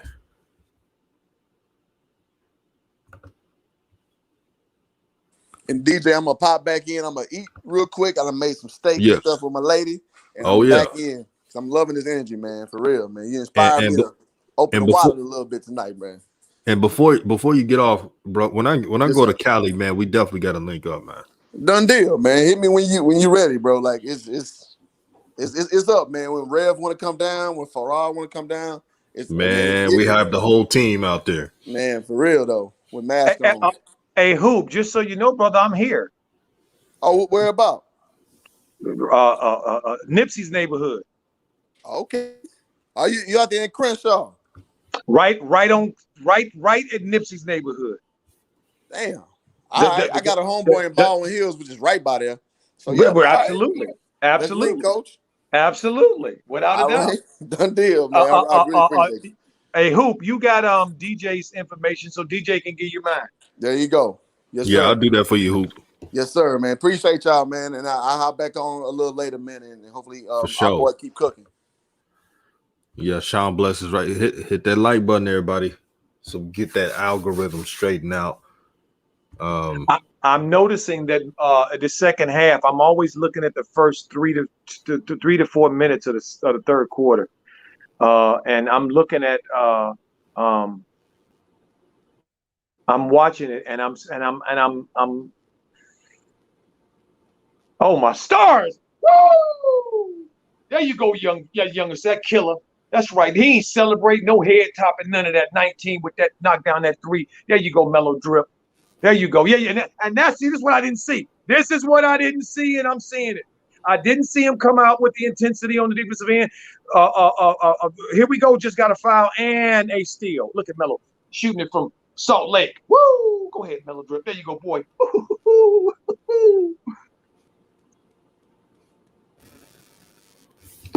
Said shot it from Salt Lake. Salt Lake. Okay, he's shooting it from the saltiest lakes. Mr. Waddle Day says he's infectious. Shout out to Uncle Rico. He said we got a lot of firepower in new media. Oh yeah, man. We roll deep. Facts.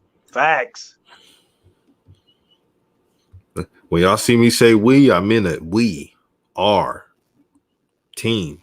That's what it's all about. Melo again affecting the game. Conley tried to do an old man, a veteran trick on him. Didn't work. Didn't work, and led to a 3. Didn't work. You got to try that one again, Mike.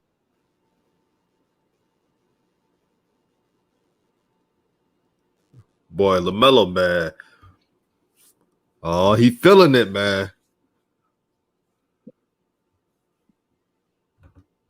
I'm seeing Donovan. I'm seeing Donovan with that cry look on his face. Uh-oh. He looking at his teammates and imploring, come on, guys, what are we doing? Uh-oh, Melo frustrating him like, oh, come on now. Look at. He got his hands on his hips, looking all serious. I know. He recognized what's happening. He's recognizing what's happening. Man, I know LeVar Ball has to be just pumped up looking at this. sorry, DJ. Oh my. Look at what this team, how this team is playing. Those have been watching this game and watching this team. No doggone well, we have not seen this kind of sustained energy that often from this team. And Melo has been at the forefront of it because his teammates. See, let me tell you what's starting to happen. The teammates are starting to now recognize they have to raise their level like Melo is raising his. Dunk that thing, Cody. Put that thing in, Cody. Come on, Lurch. Come on, Lurch. Fight him, Lurch. Fight him, Lurch. Melo down there with him. If y'all watch this play, Melo and Lurch down there fighting for the ball together. That's what I'm talking about. See. All teams take the personality of their best players if everybody likes the best player. See, and they're starting to take Melo's attitude. They're starting to take Melo's. Absolutely, they are. I'm seeing all kinds of stuff, good signs here tonight, family. And usually it happens like this with the great ones on the road.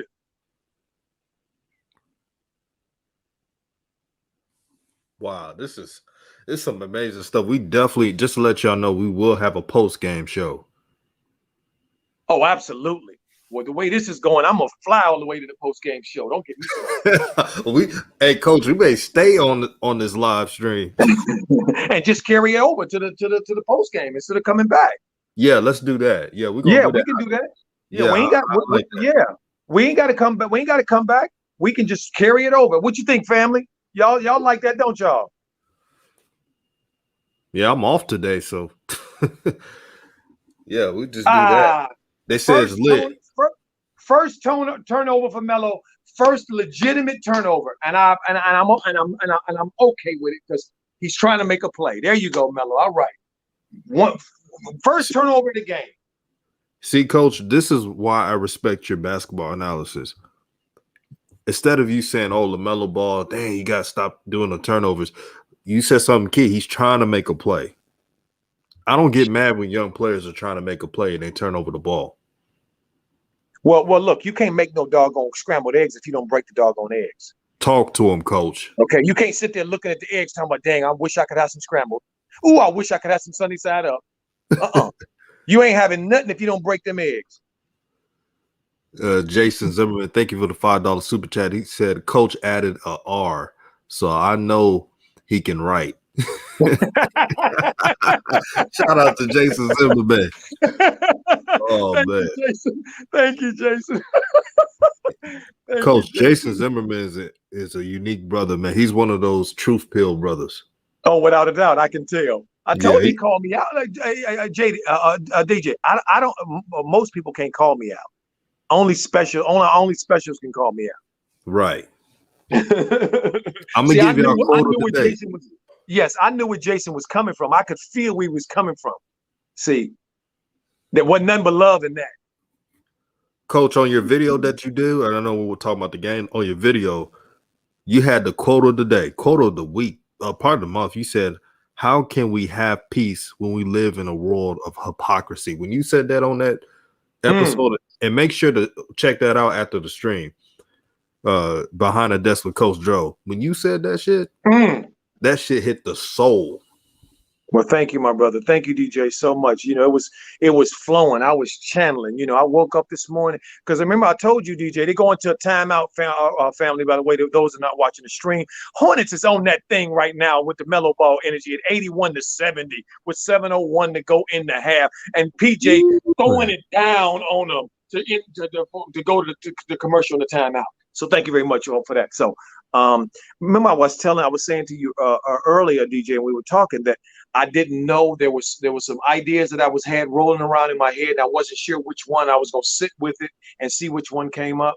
And so when this topic came up, when the story broke about Saunders, and I saw Dame Lillard's text supporting the Coach Vanderpool, the young brother there in Minnesota who got just totally disrespected for the work that he put in. And also Mark Spears, one of the writers, it lit a fire in me. I said, "Wow!" And the Most High just started showing me, okay, this is it. giving me the narrative, saying, okay, this is what needs to come out. This is what needs to be said.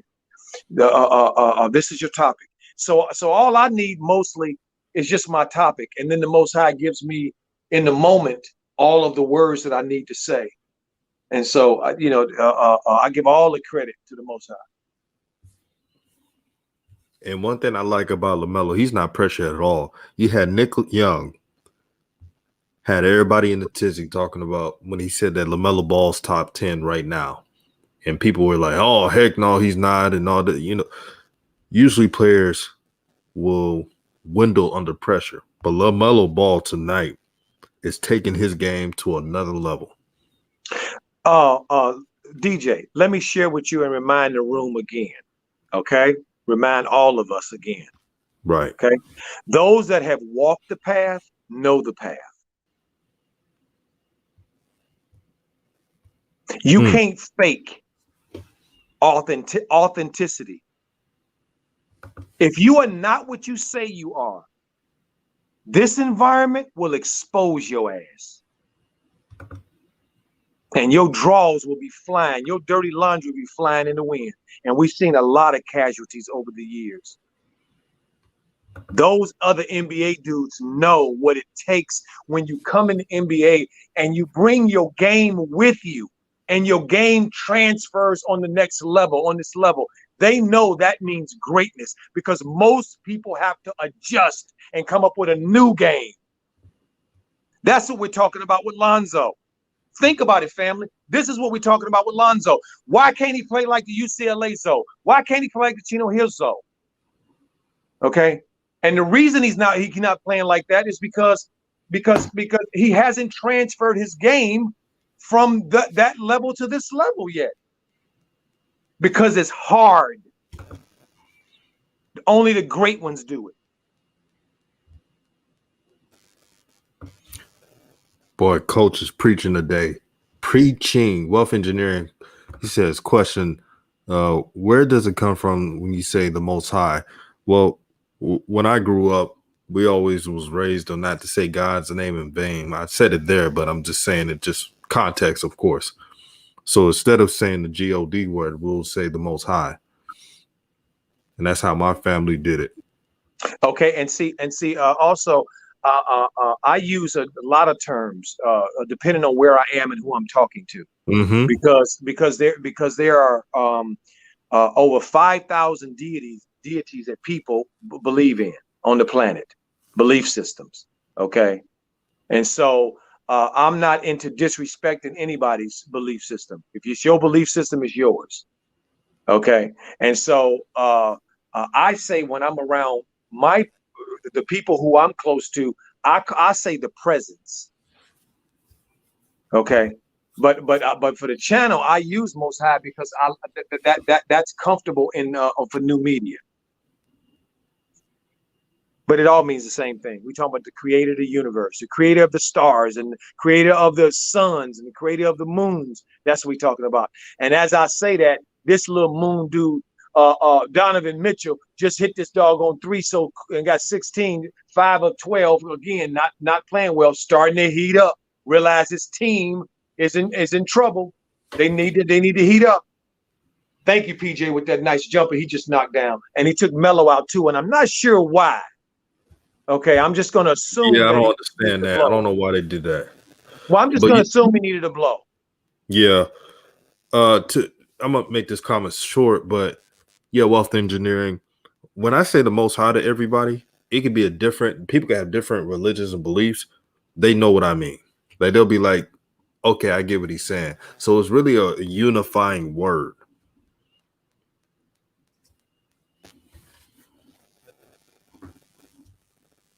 He said LaMelo needed a blow. Yeah, that's what it looks like. He's a human being, meaning LaMelo. So I'm not going to be the one to say he doesn't need a break. Just hopefully it's not too long. Yeah, because Utah didn't ran the lead down. And look at Donovan. Donovan on his floor, shaking his head, going back to. I'm telling you guys, y'all better listen. JB and them better listen. Okay, you don't want to get this dude going like that. You don't want him to start with the demonstrations And the English, like he did right there, flipping that ball up. Come on now. Get Melo back in the game. 5 minutes to go in the third quarter, 84-80.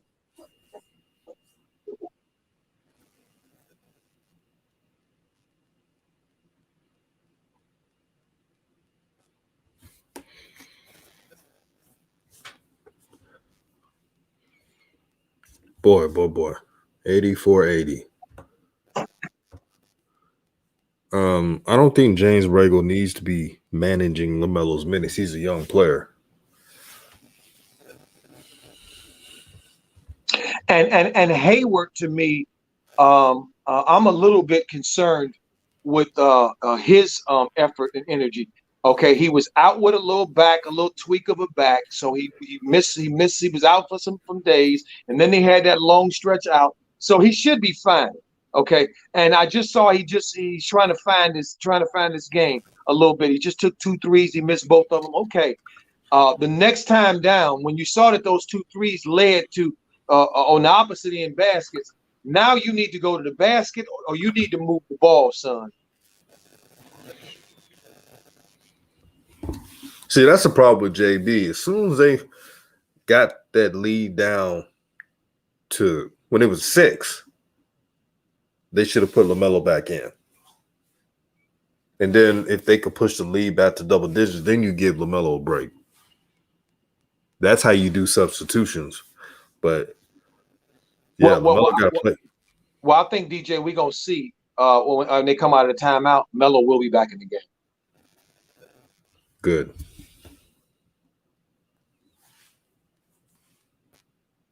Yeah, see, the Hornets have very little room for error, family. They have very little room for error. The Jazz have much more room for error. Okay? Donovan hasn't been having a great game. They right here. But Bogdanovich is pitching in. Conley's pitching in. You know what I mean? The Eiffel Tower is not having a great game right now. Okay, so far. And it's still a close game. See, and right now on the feed that I'm watching, they're showing the Hornets defense, and they're showing all of this great defense they're playing, these turnovers that they're getting. That's how they have to play. That has to be their mindset. PJ, I got to give PJ credit. Now here come Melo bringing the ball up as I thought he'd bring him back in. The Hornets have 21 points off turnovers today, fam. There he is. Oh, that's not there. There he is. What did he do? The great ones. This is what the great ones do, guys. They see that their team needs a basket. They're either going to get the basket, go get it themselves, or they're going to uplift one of their teammates and get the teammates an easy one. Melo comes in. What does he do? Try to get PJ a dunk. An easy one. See, that's greatness right there. Jalen Roby says Hornets offense reverse back to ISO when LaMelo is out. That's what they do. Facts. Trent Tompkins, thank you again, brother, for the $5 super chat to help grow Nation United. He says LaMelo plus 16, Gordon plus 2, plus minus. Okay. Gordon has to play with if his shot's not on, he needs to find other ways for him to contribute. I mean, remember I was talking about PJ. PJ is looking at Melo taking the ball from Flowers, pushing it down. Who gonna get an easy one? Who gonna get an easy one? He's trying to get him an easy one. He didn't get it to him. But I'm sorry. I'm watching Melo dance. I'm sorry, guys. Melo out dancing. He putting his dance shoes on. Oh, just went by Flowers like he was a cone. And of course he took contact and didn't get the foul. But that's okay. We want to see the aggressiveness.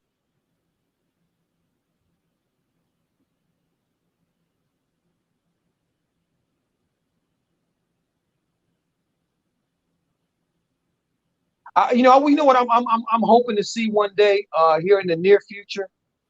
I'm hoping to see JB actually pick up a foul. I mean, a technical defending Melo.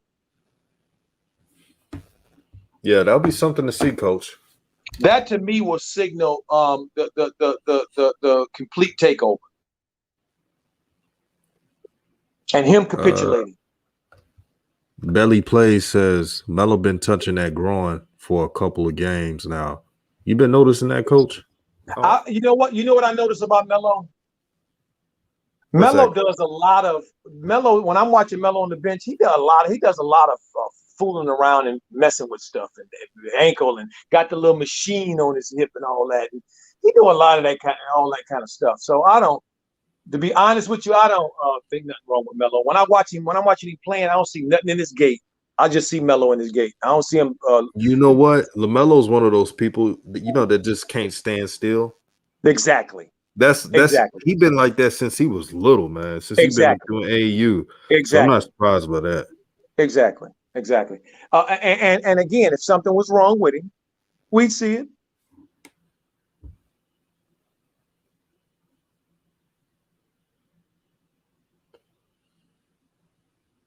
See, what I would like to see right now, instead of this one-on-one ball, is I would like to see what the frick do you call him? Miles did not.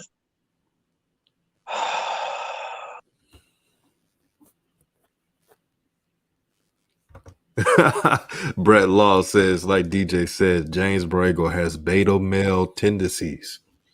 Boy, I ain't trying to go there, but yeah, he does.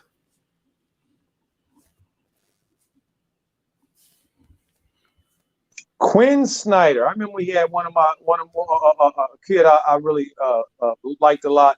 A nice defense, Hornets, great team defense. Put Gobert in a sandwich maker and made him get a ball up. Now Coach, shout out to Jalen McDaniels. Shout out to Jalen McDaniels. Yes, shout out to Jalen McDaniels.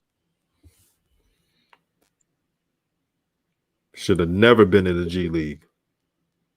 Woo, Melo, D and Conley ass up. Conley gonna be seeing him in his sleep tonight.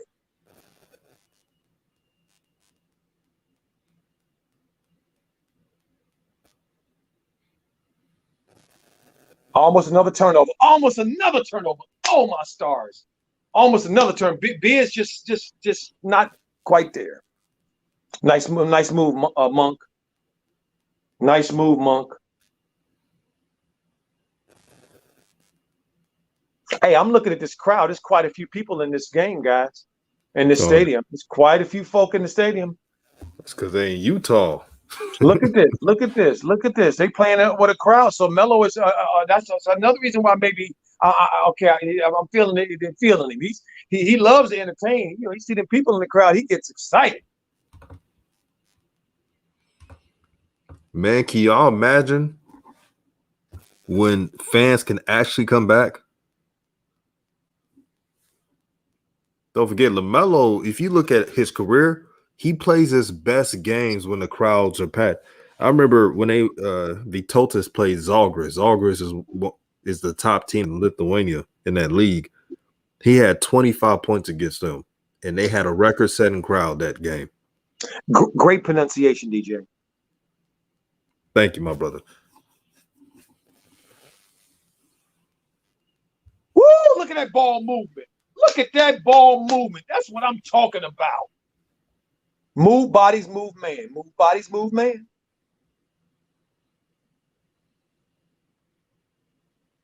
Monk, get a ball to Melo, please. Look, he's looking at him out the corner of his eye because he don't want to give it to him because he want to shoot it. I knew it. I could see it from the moment he came up. He saw Melo, looked at him out the corner of his eye. Oh, I ain't going that way.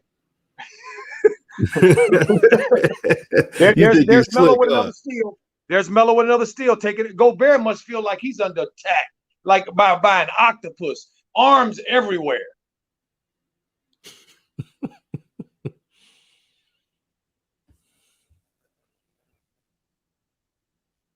Oh my stars! If that wasn't a flop, I mean, come on, man. That is horrible acting. Oh my God, that's horrible acting. Wealth Engineer says it's not a coincidence that he loves the crowd so much. It's his numerology. The great ones destined to change the world are like that. Facts. Hey, you know who I've been watching, guys? I've been watching Terry quite a bit. I ain't said much, but I've been watching him. Don't think I ain't. And I'm seeing that he struggles when there's big teams, and this is a big team. Excellent point, Coach. When they play big teams, I don't know. He just look at his. There was a game where Terry Rozier had 8, Mm-hmm. and he was on fire playing the other smaller teams, and he played. I think it was Philly, and man, they put the clamps on him. Mm.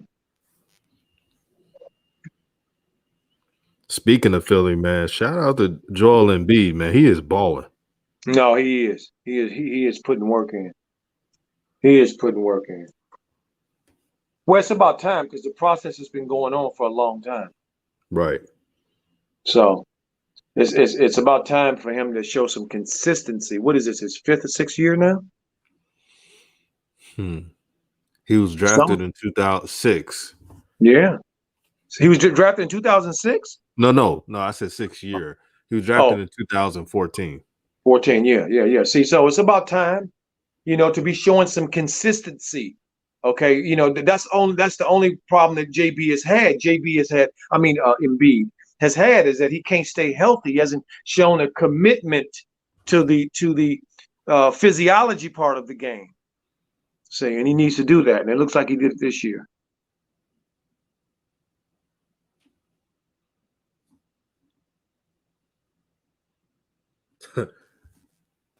Top 5, no question, said Monk get on my nerves. Man, oh man, and we ain't talking about no Monk on CBS either. We talking about this selfish dude over here talking about how much he loves Melo and out here looking him off. Okay, here go JB. Let's see. I can't hear what he's saying, but at least he's having a conversation with the referees. The closest thing I've seen to him come to him. We will address that. I'm address it after the game, win or lose. Yes. Because this get on my nerves. Y'all, some people was talking about Rozier. Rozier, I don't mind Rozier because Rozier knows when not to do it. Can anybody tell me what the heck is going on? Why is McDaniels out of the game? What happened? Why is he sitting over there looking mad? What the heck is going on? And there was and shooting technicals. Hold on here. 47 of 40 of the season.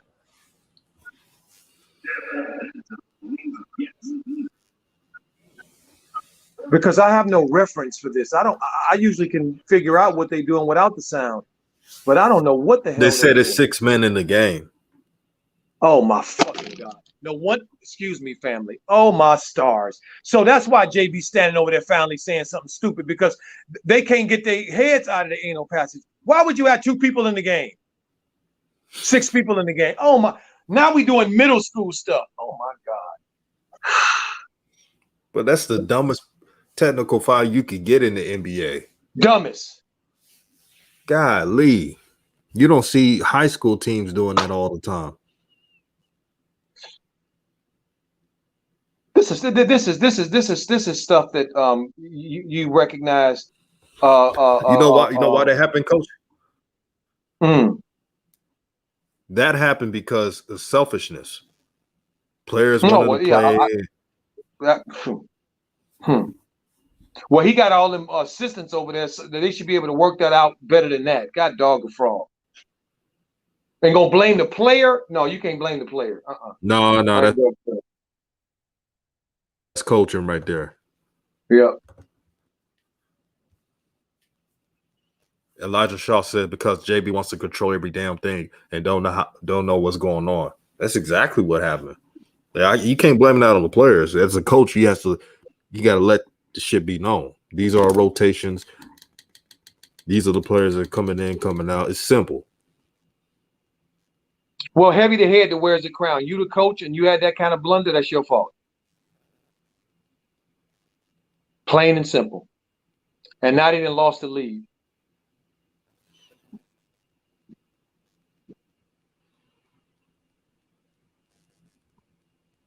But it's 91-90. Got it. Hey, we're gonna have a good fourth quarter coming up. I think we're gonna have a good fourth quarter coming up. So right now it's anybody's game. I'm a little concerned with some of the Jazz players. The threes. I'm looking at Bogdanovich. I'm looking at JC. I'm looking at Connolly, O'Neal, and the other Australian, Ingles. I'm gonna watch their body language, and you can believe that Donovan gonna be super aggressive in the fourth quarter, guys. Elijah Shaw says they all are too busy clocking LaMelo's minutes, and it's killing them. That's what they're doing.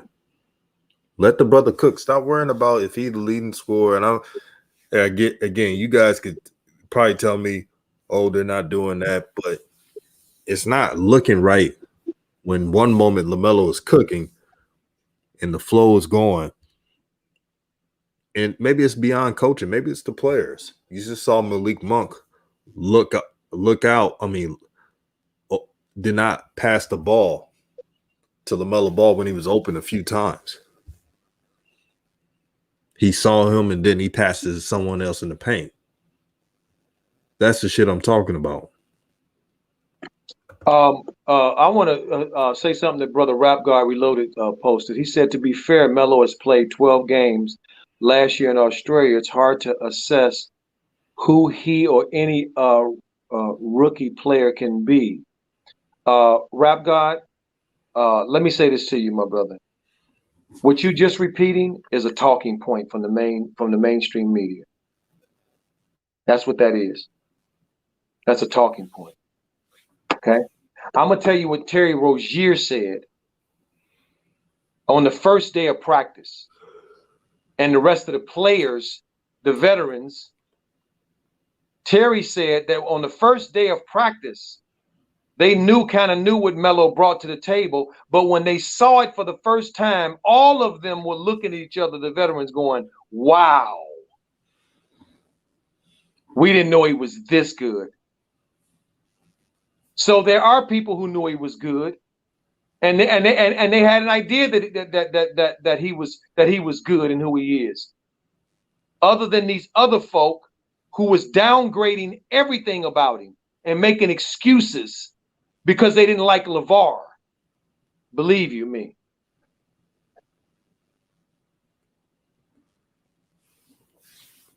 Wow. Damn, Melo. Should have. That So was a true. bad turnover. That was a bad turnover. That one right there was, because he was trying to make a play, and then they get a run out three. See, that you can't have.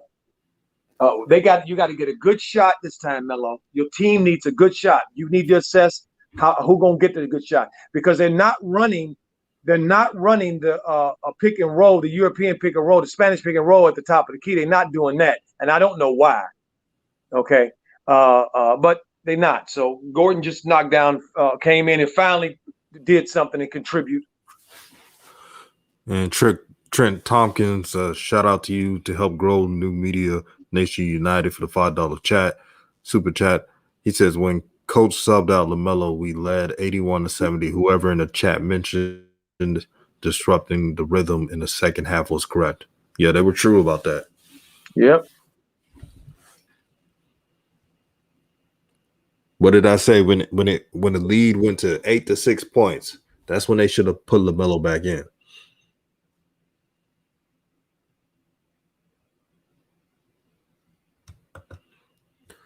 Aunt Jane said the refs from the order of the NBA starting with the bogus calls against LaMelo and the Hornets. The league don't want the Hornets topping the Celtics league pet team in the standings. Oh man. God dog, here we go. Here we go. The route is on. What did I say? And they let this Narda guy, didn't guard this Narda guy, come in, and this guy just shooting wide open threes from the short corner. God dog it, man. This team. Corner Anyway, let me get back on Melo. I'm not gonna get my blood pressure up over. Oh, look at Gordon. He fell down. He hurt his wrist. Oh, he hurt it. Yeah. Yeah, he hurt his wrist. Yeah, look at him. Poor baby. He needs somebody to kiss it and make it better. Look at him. Man, I don't want to hear that nonsense, man. Kobe played with dislocated fingers and all kinds of stuff, man. I don't want to hear that nonsense. If you out there, dude, don't be trying to pick trick for no doggone sympathy. Coach, I said it. If the Hornets do not get LaMelo involved in that fourth quarter in the second half, they're gonna lose this game, and they're losing by 10 points right now. Mm-hmm. Mm-hmm. They stopped playing hard when he took Melo out of the game. At that point, they didn't match the energy of the. He did mess up the road. He did mess up the momentum, without a doubt. Okay, and then the selfishness of dudes trying to get off and get theirs. Now here we are with a down 10. And right on cue in the fourth quarter, on the road, when the main leaders of the team need to keep the other guys together. Are we seeing that from the Hornets? Where's Terry? Where's Gordon? I ain't seeing it. I'm not seeing them match Donovan. Here's a scary part. So Donovan Mitchell was sitting out for a couple minutes, and they made that run. Mm-hmm. Well, that kid, but Donovan's energy is what I'm talking about before he went out, and who the guy that Snyder replaced him with, that Narda kid, who hit all them threes. You talking about Georges Yang? Yeah, that dude, that dude, Zhang, whatever that dude. George, whatever his name is. Niang, George Niang or something, I think his name is. Yeah. So that dude, yeah. I remember him out of Iowa State. He was a beast. Well, he acting like he a beast right now.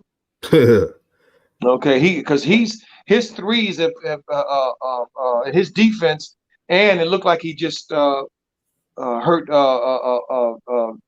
Gordon's wrist, so he doing a double whammy for sure for his team, getting Gordon out the game and hitting threes. So boy, yeah, this was a great. Does not get easy.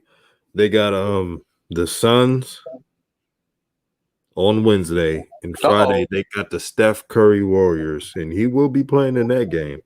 Mm-hmm. And on Sunday, Halliburton versus LaMelo. All right, got some great opportunities for Melo to display his talents and to grow. I love it. Love it. Crockett says Hornets getting lazy. That's what they are. They're getting lazy. Without a doubt. The energy. Again, I will reiterate to your family at 48 minutes. It's 48 minutes is a long. So there you go. Niang hitting another three. What did we see PJ do? PJ contested it, and then what did he do? After he contested it, did he contest it again? No. He just watched it. Just watched him shoot.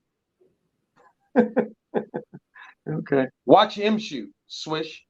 Not getting offensive rebounds, not blocking out. Defensive rebounds.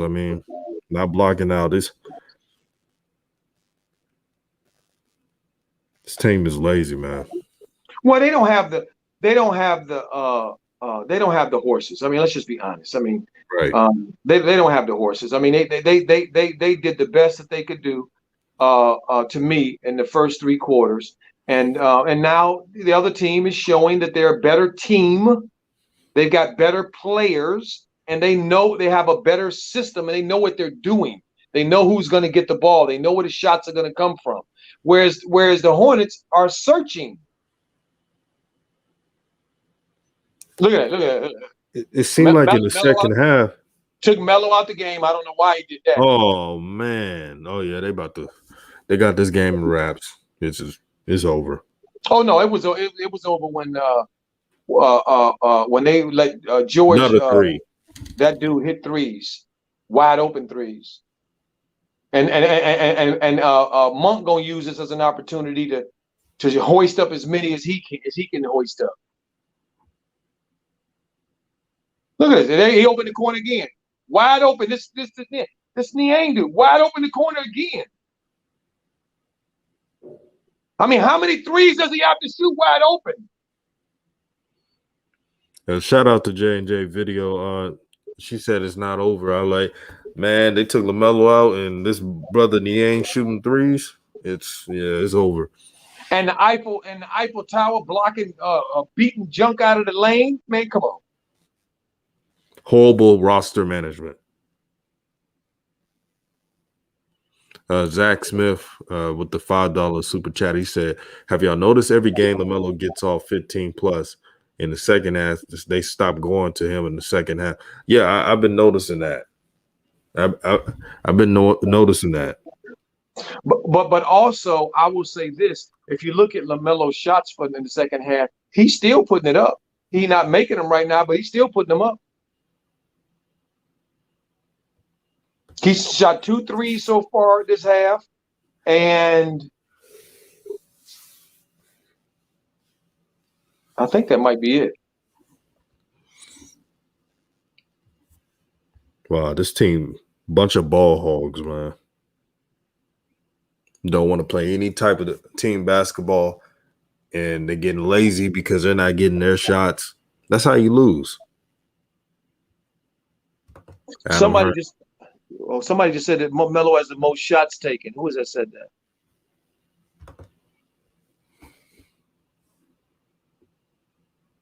Yeah, exactly. Melo has been aggressive offensively. This isn't, to me, this is not about Melo. Okay, this is about the other dudes who are getting paid on this team to produce. Okay, Melo is not getting paid on this team to produce, family, by the way. This is a rookie contract. This is a contract that says we want to see what you have. We're not counting on you because you're a rookie. But Terry Rozier making 20 and Gordon making what he making. Though the money says y'all are the dudes who we counting on to lead us when the team needs it. And I ain't seeing it. That's why I have said repeatedly, that's why this team needs to be built around Melo. Gordon is not it, and Terry's not it. We've seen enough of them in their career. They're not those kinds of leaders. And just because you're giving them a bunch of money ain't gonna make them leaders.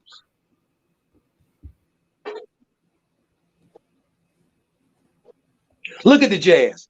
You see, we haven't seen this kind of energy out of them. Gobert throwing his hands in the air, Niang throw up, raising the roof. We haven't seen them dudes doing this in the game. Okay. Yeah, the problem with the Hornets, they got too many rhythm killers on their team. Look at these guys. I'm looking at Gobert right now. He just picked up a foul. He mad as all get out. He's slamming the back thing. Yeah, he might have got a tech. Okay, he pissed off. This is what I'm talking about. They up 10, and he mad because the dude called a foul on against him that he think he didn't commit. And this dude is a kind of a mild-mannered guy. Gobert, he ain't really that demonstrative, but he about to get a tech right now. Look at him slapping the floor. Man. Yeah, hit the like button, everybody, to make sure the stream is on. And after the show, we will be giving our thoughts on the post-game show here on the same live.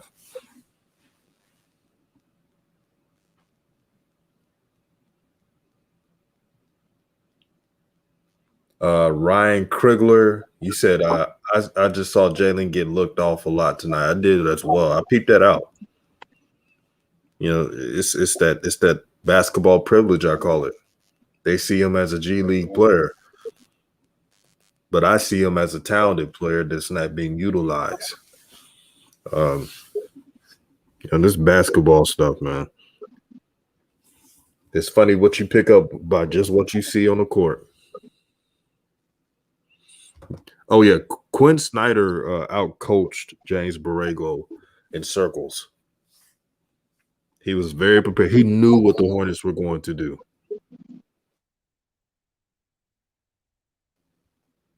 So shout out to Quinn Snyder and the Utah Jazz. They outsmarted this team. Yes, they're more talented, of course. Yeah, and it don't take a lot to outcoach a broken clock. I mean, come on. Oh man. Okay, it don't take much to do that. Wow. And Coach Jane Borrego, he just had the coaching level of a Shaq in the full moment, having 6 guys on the court. Exactly. That really changed the momentum right there. Exactly. Exactly. Still okay, Terry hit a free throw, so maybe if he hit another free throw, maybe that means he'll start becoming a little bit more aggressive. And heard what I said. You getting paid a lot of money, boy, to put that ball in the basket. Okay, and you ain't putting a lot of them in the basket tonight. I guess they're not trying to win. They got LaMelo on the bench. This damn coach.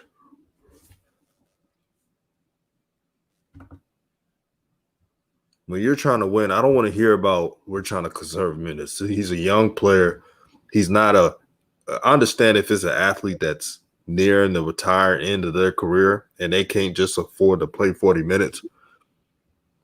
But by you not playing LaMelo ball through this stretch, it's telling the whole team, it's telling the fan of Charlotte that they're not trying to win.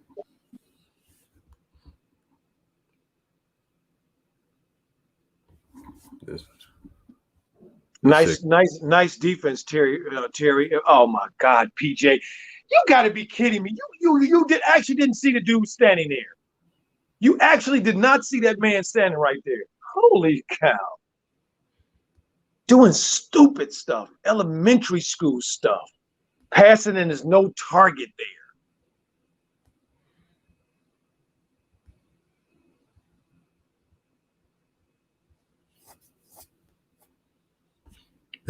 Thunder says, gotta watch the minutes. A rookie on minutes restriction. What the hell going on?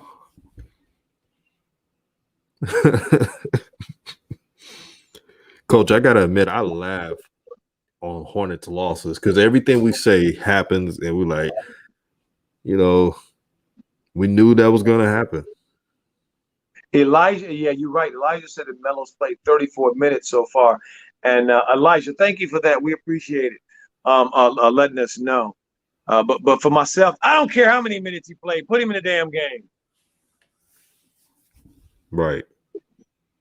Okay, this ain't no minutes contest. If the player plays the correct minutes, you win a prize. There ain't no prizes.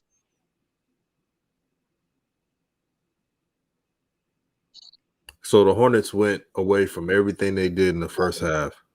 And I told y'all they were going to do that. This team has shown me all their tendencies in a couple of games. They got to clean it up, man. This stretch is going to be brutal. Hornets had 67 points in the first half. They've got 29 in this half. Shot 54% in the first half. And they shoot 34% in this half. There it is, right there. And then no Melo's back in the game. And then no defense. He traveled. Yes, he traveled. Well, he didn't travel. He walked because traveling costs money. That was free. Well, they got 6:55 on the clock, 7 minutes. Let's see if they're gonna make a run.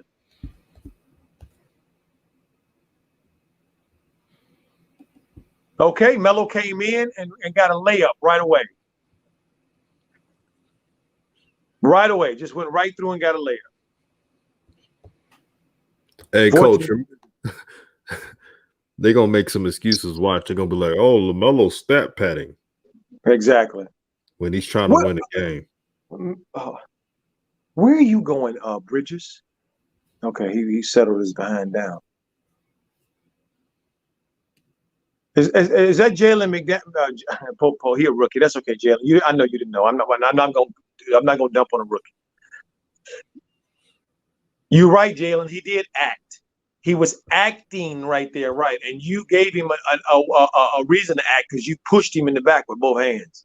You don't need to. You don't need to do that.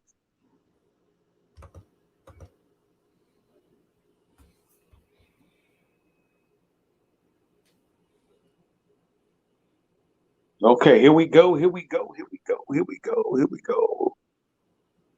Oh, there we go, Melo. Oh, okay.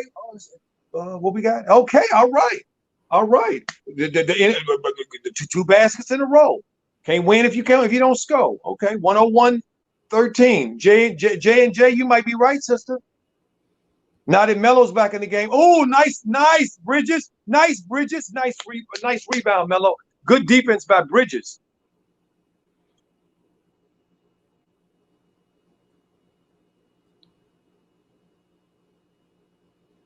No foul!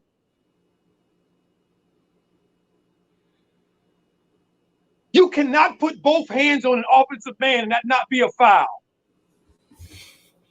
Boy, these refs. Boy, I cannot wait for the day that the team, whatever LaMelo's on, can get respectable calls. They don't even get no calls. They got to be a blatant foul before they get a call. Ryan Krigler says, God, can LaMelo get a foul, please? No. Oh, boy. Remember, remember, Coach, he got to earn it, quote unquote, please. Right. Earn it. Exactly right. I mean, he drove to the basket. They put two hands on him, and that's not a call. Man, this is horrible. This is a travesty. This is a horrible. This is like telling us fans who paying money for League Pass, screw y'all. We don't care about y'all money.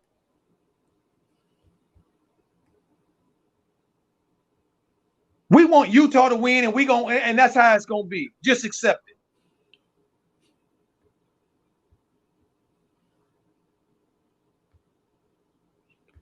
it. Wow.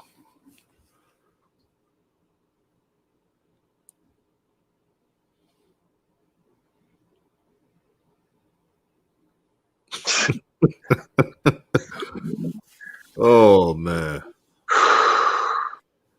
J&J Video says, I hope so. I have faith. Man, sister, you have some strong faith. Because, boy. The Hornets need a Tracy McGrady comeback to win this game. Malik Monk. Malik.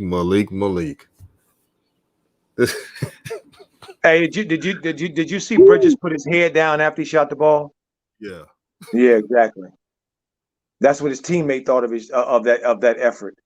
Boy, Malik Monk done shot them out the gym today. We are cooking them today, and I don't got nothing against Malik Monk. But when LaMelo's in the game with him, he doesn't need to be doing that tunnel vision crap. He could do that when LaMelo's not in the game and take as much shots as he wants. But when LaMelo's in the game, stop doing that shit. I'm dead serious, man. And that's all because of James Borrego. He's allowing it. See, here's the problem with James Borrego. He would get on LaMelo's face on small things, small errors. But when you have players like Malik Monk, and Terry Rozier's coming in the game for Malik Monk, thank God. Dude, shooting him out the gym. Coach, the rotations cost. James Borrego's coaching X's and O's, and the rotations cost the Hornets today. Yep. So you got to be able to press the right buttons. I mean, look, Ingles, they all in rhythm. So ain't nothing gonna change it. I mean, they're in rhythm. This team is in rhythm. Man, LaMelo fighting out there, man. He fighting out there. Damn, I wish everybody else could just step up. Selfish teammates, man.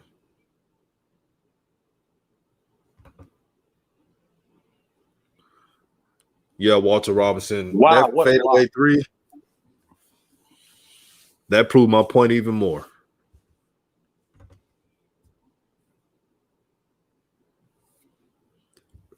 We could say all we want about Devontae Graham, but Devontae Graham, at least he don't take shots like that.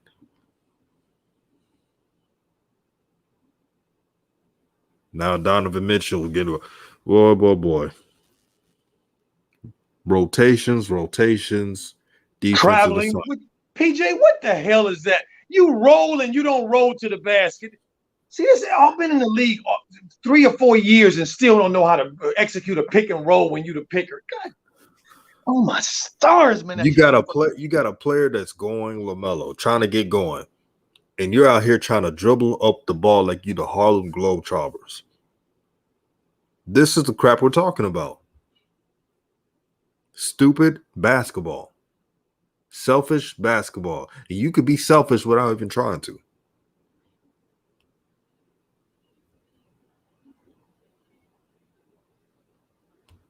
Yeah, I agree. Trade anybody that does not fit with LaMelo's game. They're better off bringing up Grant Riller from the G League. At least I know he could shoot 40+%, and he don't have to ball hog. I tell you So that. you replace Melo with a freaking Martin. Oh, this disrespectful. But I cannot wait for the post-game show, Coach. Oh my stars! I can't wait. I don't know what I'm about to say. Please forgive me for what I'm about to say. But Coach, they think I'm too harsh on JB. Well, I can understand because there are a whole lot of sympathizers. That's why LeVar Ball got so many haters. Right. I mean, there are people who treat him like he murdered somebody or broke the law just because he expressed his opinion. Hey, Coach, remember they got mad at LeVar Ball to say this is when LeBron James came to LA and he said that Luke Walton is not the type of coach you need to win a championship, especially when you have LeBron James. They took it and ran with it, and they act like this dude was the most evil man around. But he's right. Wait a minute, hold on. Wait a minute, hold on, hold on, DJ. Listen to what you just said. Listen to what you just said. They banged on LeVar for saying what he said about Walton, and then they fired him. Right. Game within a game. How amazing is that? You bang on LeVar for saying that this dude should go, that he's in over his head. He should stay in his lane, and then you agree with him by firing. And then you don't give him any credit. You still don't give him any credit then. As if he was wrong when he was right telling you that from the very beginning. This dude is not a good coach.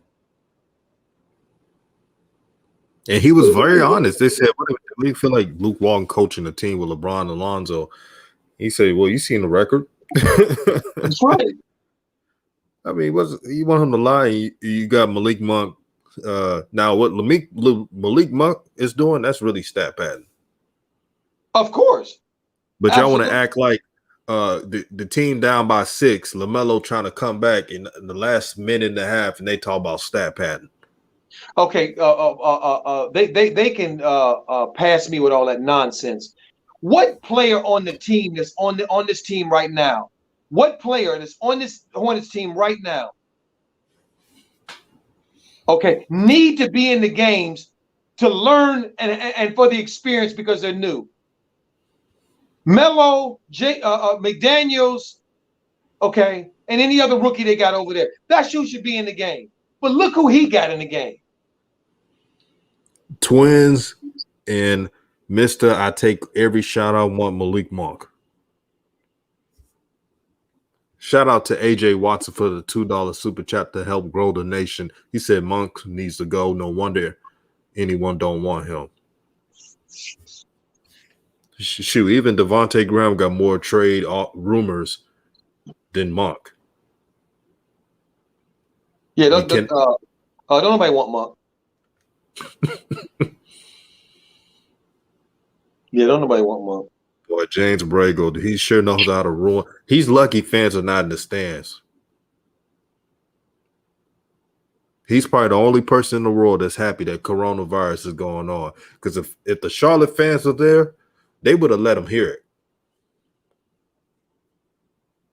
So Jalen McDaniels gets to play, but Melo doesn't get to play. Okay. And I like Jalen McDaniels, but this is some bull crap. So we need to see what Melo, what Monk has. That's what it is. We ain't got enough tape on him. We got to see what he has. Vernon Carey can't be in the game right now. We got to see what Biz has. Coach, so all those two late shots that Monk had, he got 20 points. I didn't even realize he had 20 points. Malik Monk got the most. He's been shooting like crazy. This damn team, man.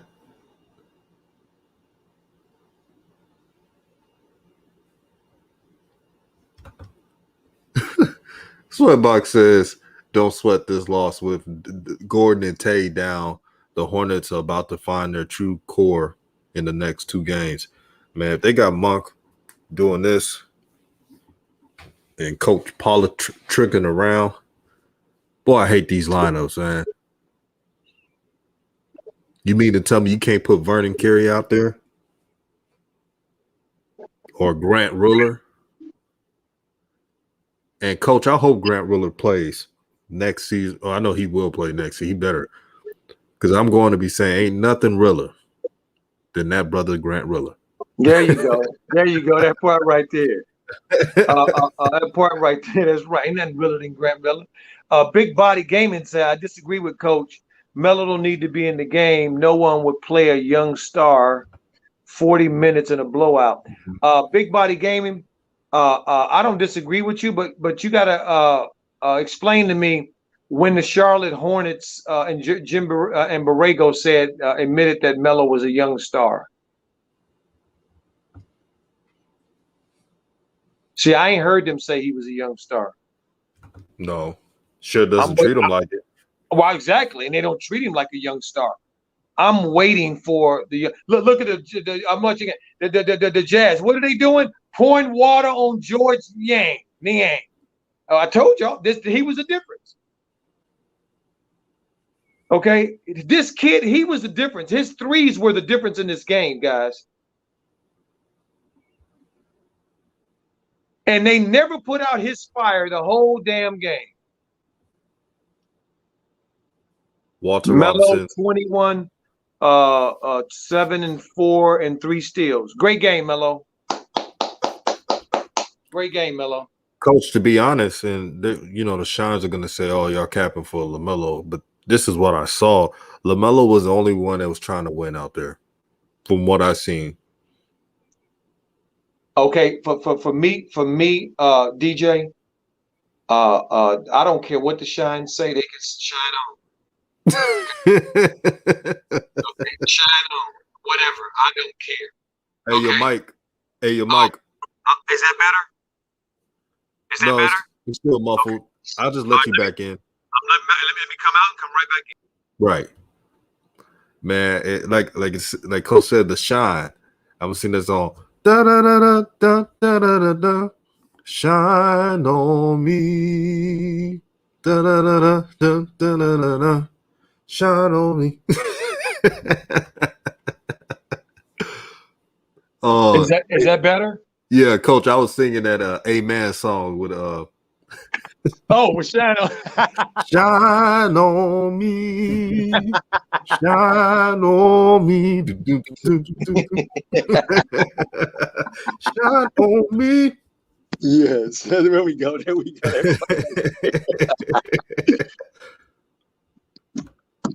See, so what I was saying is that I don't care what the Shines say, okay? Because the bottom line is you can't remix the truth. The truth is the truth. Melo and every other rookie in this draft class is a rookie. That means they don't know from day to day. This is his first time playing in Utah, in this altitude. Okay, so the rookie is supposed to be the one to know better. The rookie is the one we're supposed to judge the way we or critique the way we critique the veterans. No, we don't. And if you look at what the Jazz did and how they took over the game and how they ended up winning, they didn't win because a rookie came in and led them. A veteran got off the bench on a veteran-led team and did his job, what he's getting paid for. Hit wide open threes at a decent clip. And that's what he did. And the Hornets don't have those kinds of guys on their team. They don't have a guy like George Niang who can come off the bench, or Jordan Clarkson who can come off the bench and play their role and be a professional and perform like a professional. They got guys coming in the bench like off the bench like Monk and the Twins and some of these other dudes who we don't know what they're going to do. So no, I'm not judging, and they can say what they want. Call us mellow lovers, whatever they want to call. I don't care. Okay, because the truth is the truth. Right on. Melo played his ass off. The rest of them, and Jalen McDaniels played his ass off. Yep, those are the only two that showed up. That's right. The rest of them, to me, played subpar. That's why they lost.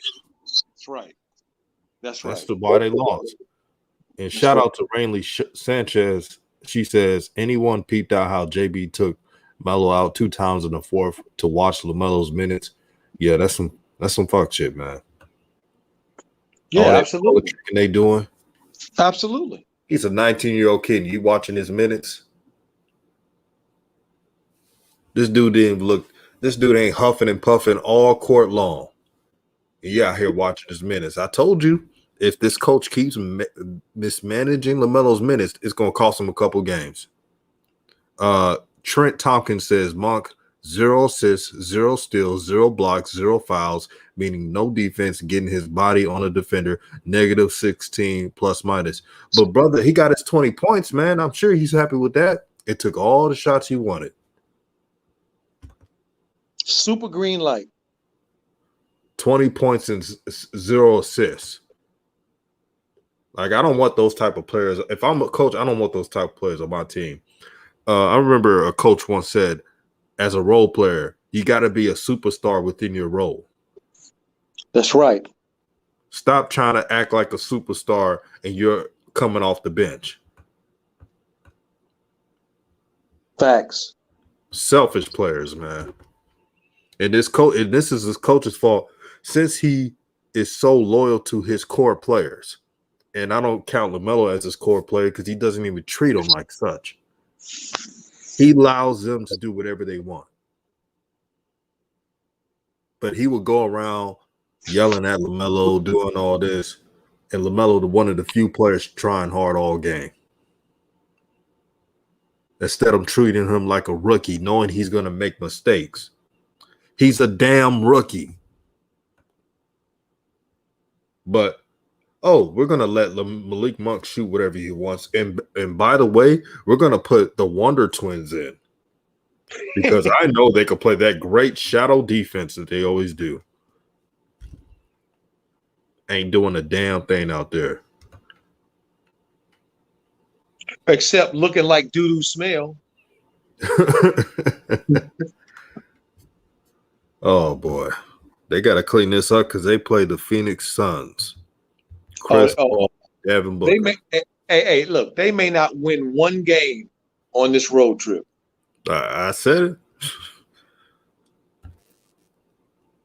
Because they had an opportunity to win this game, and they crapped it away And if you think you're gonna beat Steph Curry when he's back, I got another thing coming. in Golden State. Nope. Oh yeah, that shit ain't happening. Well, I mean, Gordon probably gonna be out for another 2 weeks now. Oh boy, You know, he had a boo-boo. he's always injured. He always getting a little nicked up and stuff. See, AD used to do that mess in New Orleans.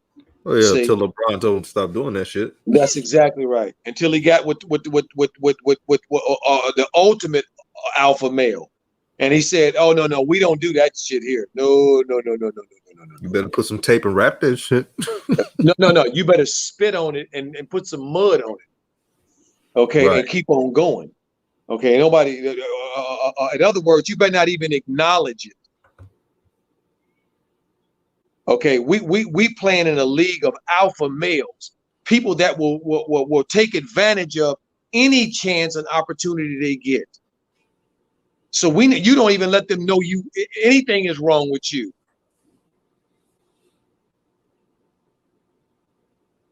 See, that's the way what LeBron taught him. When you go out, when you got a little nicks and bruises and little bumps and bruises and all that stuff, when you get to the press conference and they ask you about it, you tell them you fine. You tell them you fine. That's what you tell them. Rainley Sanchez says Hayward just came back from injury, and there he goes, leaving again for the love of God. Man, that's why you do not give injury-prone players $120 million. And especially a 4-year deal. 4 years? You just drafted a rookie in the top 3 pick. And that was a Michael Jordan call. That wasn't Mitch Kupchak. Michael Jordan always loved Gordon Hayward. Yep. Because he was a better version of the player he drafted in Adam Morrison. Facts. And I'm going to tell you where it stems from. Michael Jordan used to get whipped, like destroyed on pickup games by Larry Bird when he was young. Facts. And from then on, he always wanted to draft a player that resembles a little of Bird, even though they're not on his level. So that's why Gordon Hayward, Michael Jordan specifically called Mitch Kupchak. I know this for a fact. I know that happened. Nothing can tell me otherwise. And said, hey, we got your player in LaMelo. Let me get mine. And Gordon Hayward. And Gordon Hayward was not going to go to Charlotte unless they pay him the Brinks truck. Because you really wanted to go to he'll take less to go to Indiana because he's from there. But he was not going to do that for Charlotte. Well, what I found very interesting, DJ, about that whole thing with Gordon when he came here, is that NBA dudes and all of the Sharanias and the Wojers and all the rest of them, they couldn't make sense of why he had opted out.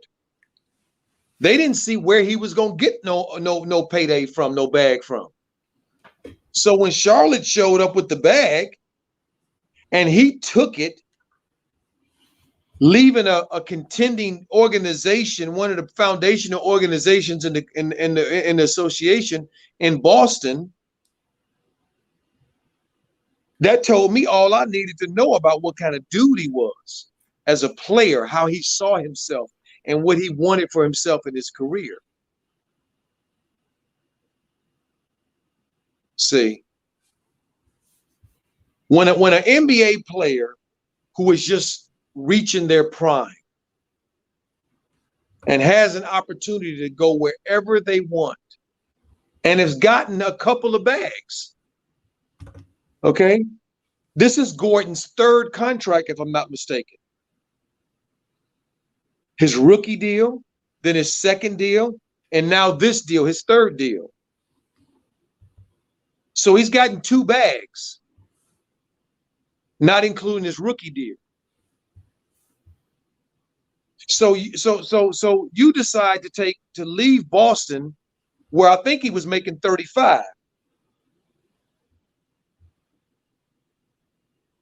where you have an opportunity to win, but also where there's pressure to perform.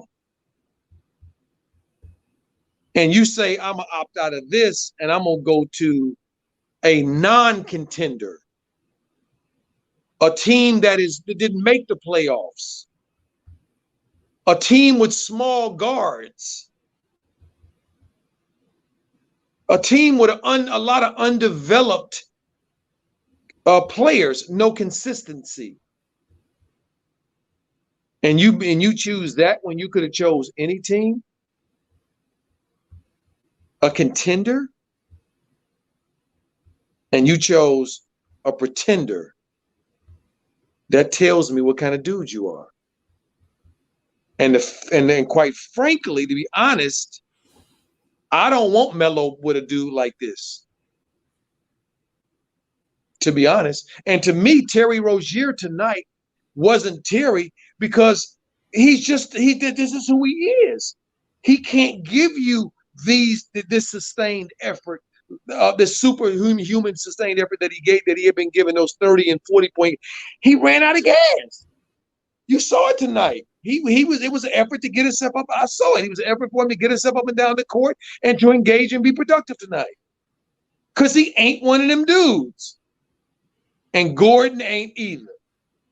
So if LaMelo's going to win and be a winner, I want him to get out of Charlotte and just use this time that he's here now to just improve and raise his level of game so that when he does leave, he can leave to a situation where the people he leaving to are contenders and also are willing to put the ball in his hands and it be the Melo show. That's what I'm looking forward to.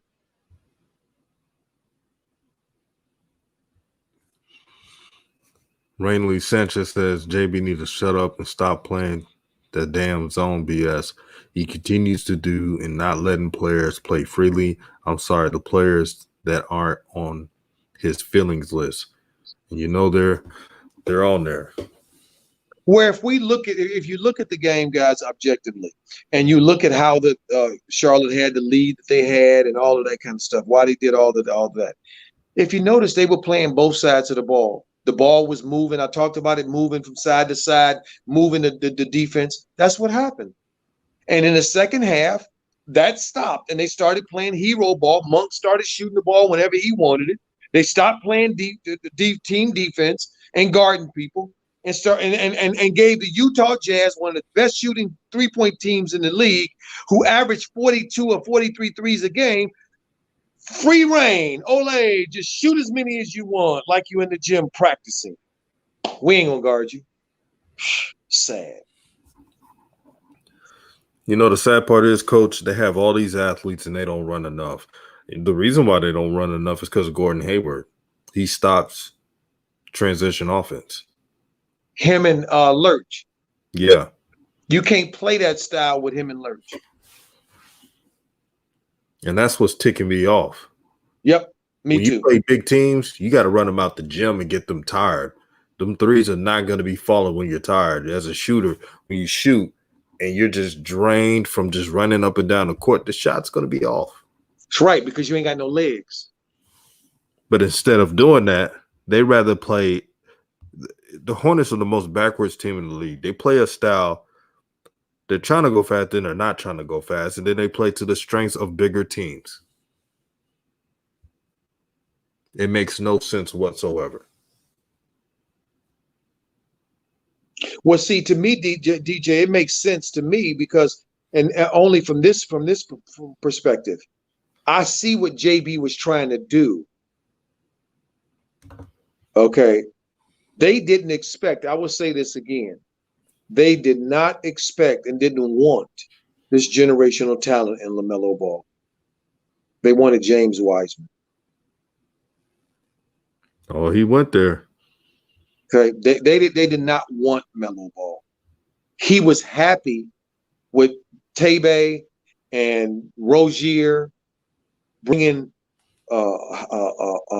another half-court player in and Hayward.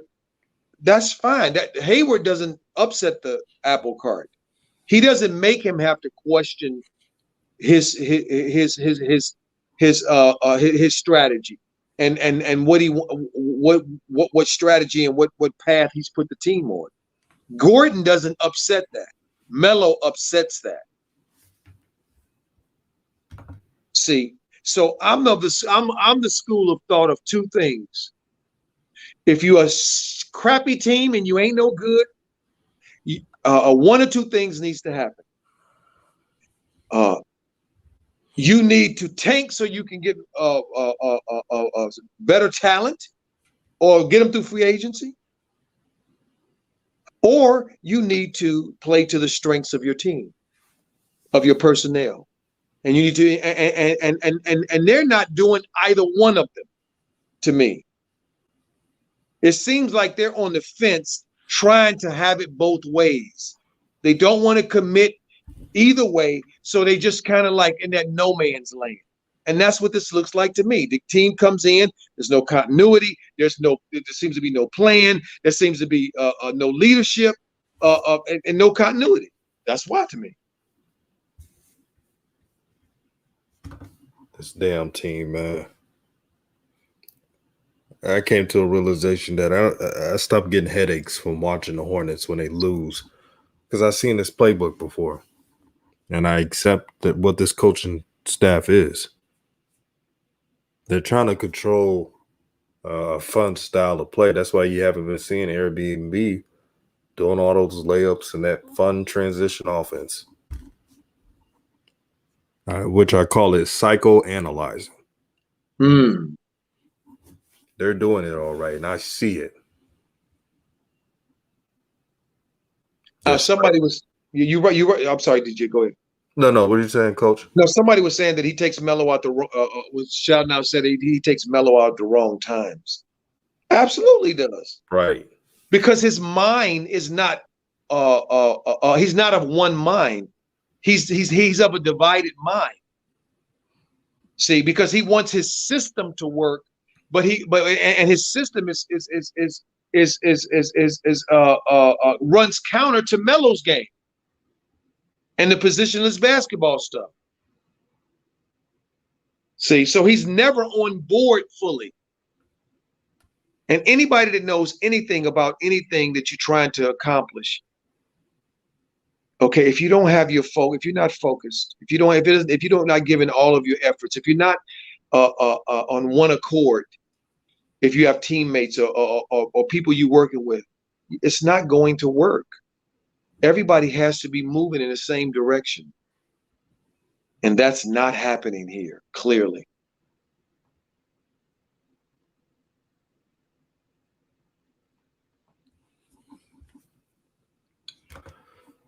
Ant Learn says, haha, Twitter line. What are y'all ever talking about? Oh, you talking about something else. Ahmad says, we need a new coach ASAP. Not just a new coach, a new direction. Douglas Anderson says, Monk definitely not a team player, all big facts. No, he's all about his. He's all about his stats. You can't win with players like Malik Monk. I've seen enough from him to know that Malik Monk only cares about Malik Monk. Didn't want to play no damn defense tonight. Took all the shots and 0 assists. And turned over the ball. Dumb turnovers, not rookie turnovers. But turnovers that you just don't do. Dextoria says Hornets are a low IQ team. And that's because the coach enables all that. Absolutely. There you go. Absolute facts, DJ. You are what your coach teaches you. I'll take that another way too, DJ. You are what your coach molds you to, believes you to be. Wow. Molds you to be. See, he was molding those dudes. See, all that talking, the way he talked about him, all that talking about Devontae, even when he's not a part of the conversation. See, all of that, the stuff about Terry. Anybody that knows anything about basketball know that the way Terry was playing, that is not sustainable. That is not. If you counting on that, Terry Rozier going on that kind of streak and sustaining that in an NBA season over a period of time, then I got some land in Google that I will sell you, because that's ridiculous.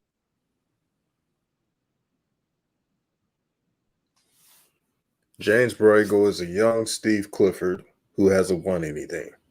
That's right. Who thinks and who's trying to project an image that he's something other than that he's a winner. Not a winner. Oh, coach, you got him on a grill. Okay, you're not a winner. I mean, your team, while they was running, while they were trying to make a move, had to stop the game because you and your coaches can't substitute right. You get a technical and 2 free throws for having six men on the floor.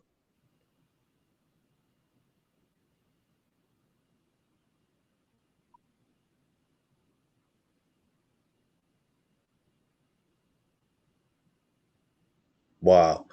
A technical on something that you should know in junior high. Exactly right. Should never happen. 6 players on who does that in the NBA? I mean, I've been watching this game a long time. I cannot remember off the dome right now, family, when I've ever heard of this happening before. Where a team in a close game, period, had 6 men on the floor. I've seen it happen in college. I've seen it happen in high school. Okay, yes, but I've never seen it happen in the pro game. They're saying it's the dumbest technical of all time in basketball, in the NBA. That's right. And it's indicative of this organization and how it is ran.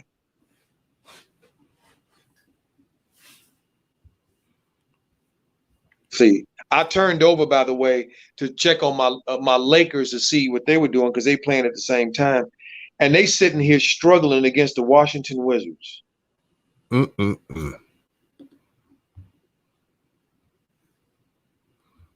Third quarter, 79-74, they're up.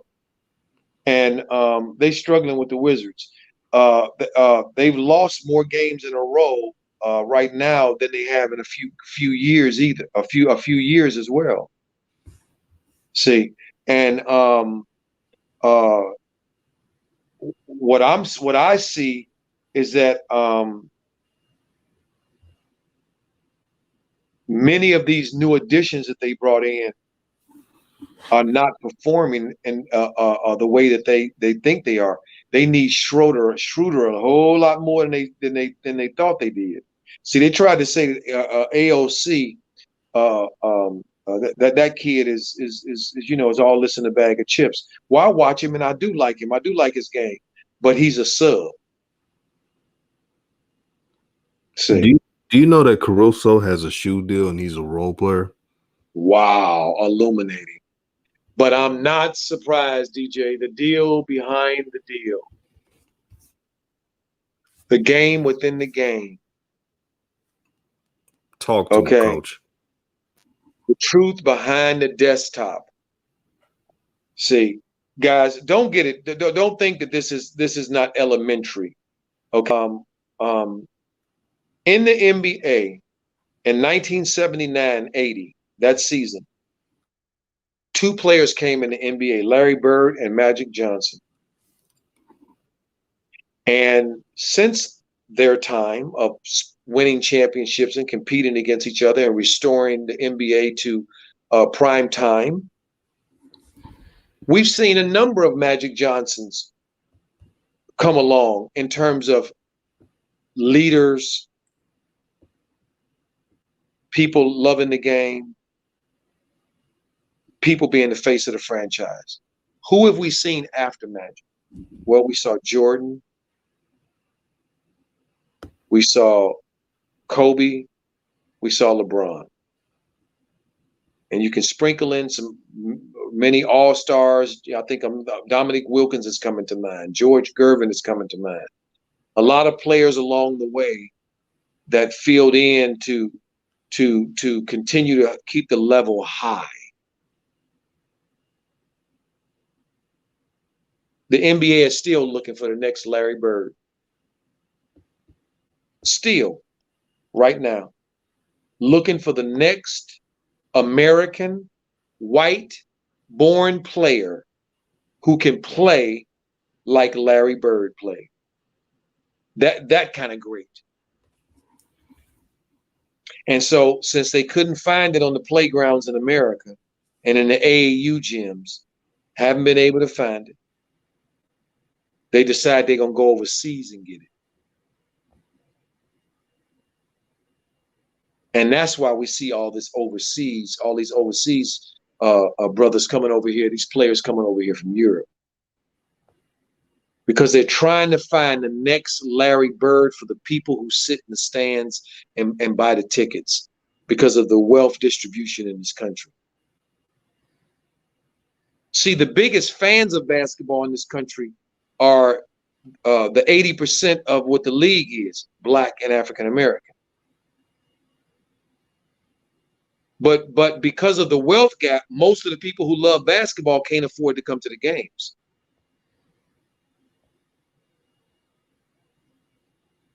So that's why this game continues.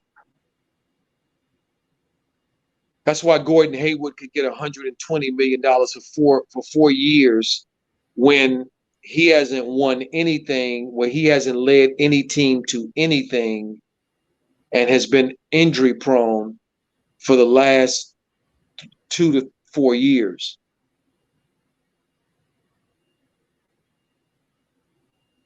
See, because they desperately need the next Larry Bird. When I was growing up, it was looking for the next Rocky Marciano, because Muhammad Ali was champion when I was growing up. So the boxing world, they was looking for the next Rocky Marciano, the next gentleman Jim Corbett, the next Robert, not Roberto Duran, he was from Colombia. The next white fighter to come in to be champion. And there was a whole lot of pretenders in my childhood. And all of them got their ass beat. So we don't have a meritocracy in sports as we should in America, because we still have politics going on. But if we ever get to a place where we have a true meritocracy, then we won't be sitting here being frustrated watching people who clearly are out of their element and don't know what the hell they're doing. See, my ex-girlfriend, who came from Africa, okay, and I started showing her the games. She's not really a sports fan, but she can tell that that they don't know what they're doing, and she ain't even really a true fan. And it's a lot of them in there. This dude they just hired for Minnesota. So believe you me, family, what y'all seeing is not what's really going on. Go ahead, DJ. Man, so true. Big Boy Gamer said, Coach about to get us all canceled if we keep talking like this. We're a new media. That's why we're building this up. So if they ever try to play these games, we have other methods. But somebody say now they created Eminem to usurp the rap game. Facts. Right. Coaches preaching. But the person that said that, remember, they had some trailblazers before, so they were trying to replace because of the Beastie Boys. See, the Beastie Boys were first. See, and they needed to replace that. So that's how Eminem came along. Movie and all.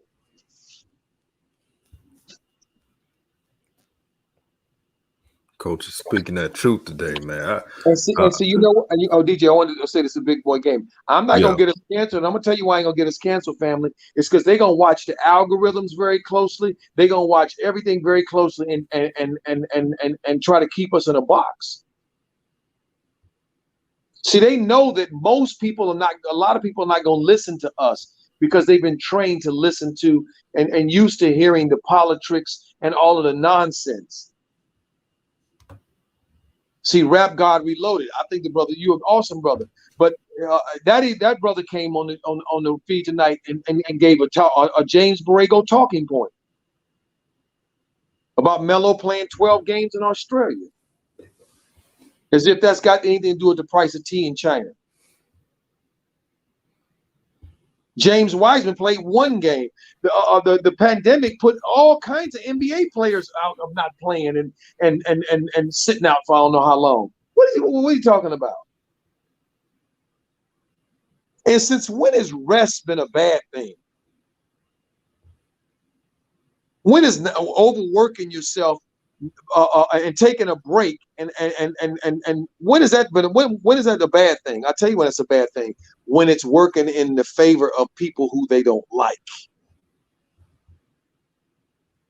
See, Melo only playing 12 games and working out and working with JJ and in the lab, working on his game, perfecting his game. That wasn't looked at as in any way as something good.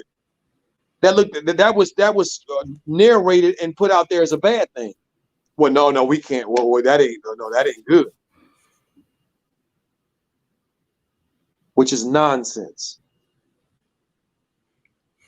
And shout out to Clayton Sprouse, new member of New Media Nation United.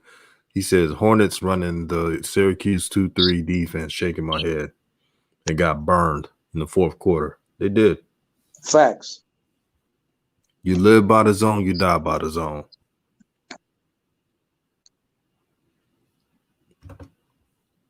I mean, the idea of even playing a zone.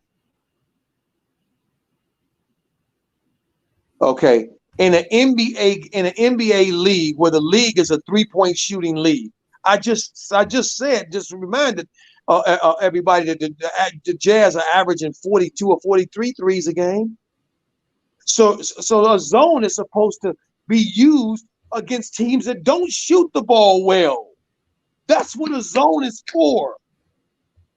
That's why it was created. Not for teams that can shoot. This is so silly.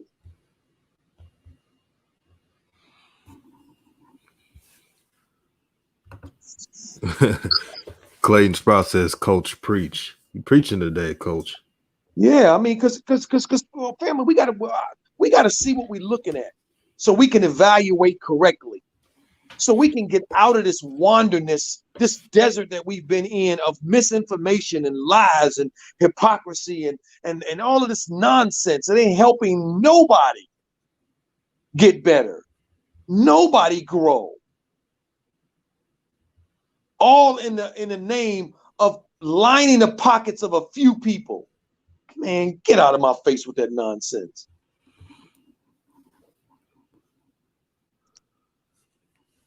But and the media is not crucifying him. The media should be crucifying JB for playing this zone this much. You know why they're not crucifying JB? And I know I'm going to get some flack on this, but who gives a damn? They want to prove, and I'm going to bring up LeVar on this, they want to prove anything what LeVar said wrong. That the media, the old media, will be hesitant to even criticize their own coaches. They don't want them to look bad. They don't want to make a brother look like he's right. That's what it's all about. That's what I see. For the media to be so respected and so involved with the organization, to not question James Borrego's horrible defenses, rotations is a travesty. This is old media. They feed you a couple of biscuits and hope that you bite into it and you hook, line, and sinker. And that's what they're doing. The media, the old media, is your matrix. You believe in everything they say. You believe that James Borrego is doing a good job, that he's teaching LaMelo. Yeah, I've heard this before, too. I heard this crap. James Borrego is teaching LaMelo the right way to play basketball. What do you mean, losing? He's teaching him losing, how to lose close games, how to be passive. What does this coach think he is? He must think he's Greg Popovich. You're in the Eastern Conference, and right now they're in the 9th seed. I told you, because everybody like, chill out, DJ. They're in the 6th seed. I said, when this trip comes up, we'll see. We'll see who needs to be chilled out. Again, I don't like being right on most of these things, but I'm right again. I told y'all what was going to happen with this game. I said if LaMelo's not involved, if they're not doing pick and rolls, if they're not attacking Gobert, they could kiss this game goodbye. And I said if they play those damn Twins, even a speck of a minute, they're definitely not going to win that game. And if they play zone all game, they're not going to win. All those things happen. And didn't I tell you about Malik Monk? He's starting to ball hog more. I told you so. That's all I'm going to say. Facts. Facts, DJ. I try to warn y'all, man. That's right. Facts. But I'm going to end off on this. This has been a great show. We've been at it for 3 hours. On my off days, the schedule's a little different. We will be doing a live stream tomorrow. I'm off tomorrow. Expect me and Coach, you will be on the live stream tomorrow. You busy tomorrow? What live stream we got tomorrow? Let me see. Pelicans play. Lonzo them? Nah, they don't play tomorrow. Lakers play. We'll just do a Q&A tomorrow. We can. Well, who are you looking at the schedule, DJ? Yeah, tomorrow the Pelicans nor Lakers don't play. Pelicans don't play. Hornets don't play tomorrow. Okay, well, how about this? Is there any marquee game on tomorrow? We can just do a marquee game. It's okay. We don't have to. I'm thinking we can. I'm sure the house. What you think, fam? Y'all want to live stream another game? Maybe one of the grown-up teams. Maybe two grown-up teams. Yeah. So we can really talk basketball. How about? I'm sorry. Quit the elementary stuff. Sorry, DJ. Oh no, you're right. Yeah, let's watch some. Yeah, let's talk about some real basketball. There's 2 slates of games. The 4:30 game with the Celtics and Mavericks. They're kind of average right now with the Mavs. How about the Trailblazers and Nuggets? Ooh, 7:00. Okay, I'm down with that. Trailblazers and Nuggets, or Brett Law says the Sixers and the Raptors. The Raptors are coming. And the Sixers obviously are where they are. So but by you being off too, DJ, we might, we get an early game in, maybe we could do like we did today. Right. Get an early game in. Hey, look. How about this, guys? We live in we sitting here acting like this thing is static. Okay. Me and DJ gonna sit. We're gonna talk about it tomorrow. We're gonna put the look out for the thread. Okay, the thumbnail. DJ's gonna put it out. We're gonna decide on a game. We'll probably be an earlier game or something, and then it can be fluid. Most of us got league plans and stuff. We can switch to another game. Right. Okay. We don't have to just stay. Okay. Ain't nobody our gods. I mean, nobody's making us do nothing. Come on now, let's keep it real. We Because they're getting excited about this other topic stuff. Oh yeah. Yeah, I mean, I would love. to talk about the. See, I'm okay with any game. If it's Boston, Dallas, if it's Sixers, Toronto, if it's Portland and who's the other one? Portland and Nuggets. I mean, I could talk about any. We can do any of those games because there's a lot of players on there and the coaching and the schemes and the level. I think it's just wonderful. So I can do any of them. Right on. Right on. Yeah, I like the sound of that, man. I like the sound of that. I see Brett Law like the sound of it. He says, respect, coach. Before I go, I gotta say, new media is here to stay. We're creating power within power. It will never be taken away. Man, that sounds like a poem or something. You rolling, DJ. You rolling, brother. Oh, man. Turn my swag up, man. There you go. Turn it up. That's right. Turn it up, brother. Let me read this last one. Monk discussing me tonight because he does it every night. Why does he not pass it? Because he's selfish. And also, even more than even not more than, but as well as that selfishness, he don't have the skills to play make, guys. If he start trying to do too much of that, then he just becomes a turnover machine. He is what I thought he was. Exactly. And he let he let the Jazz off the hook. You want to crown the Jazz? Crown them. But Coach, I hear from you tomorrow, man. We about to do this thing, man. Peace and blessings to everybody, man. Rap New Media. Peace and love to the fam. And I'm out.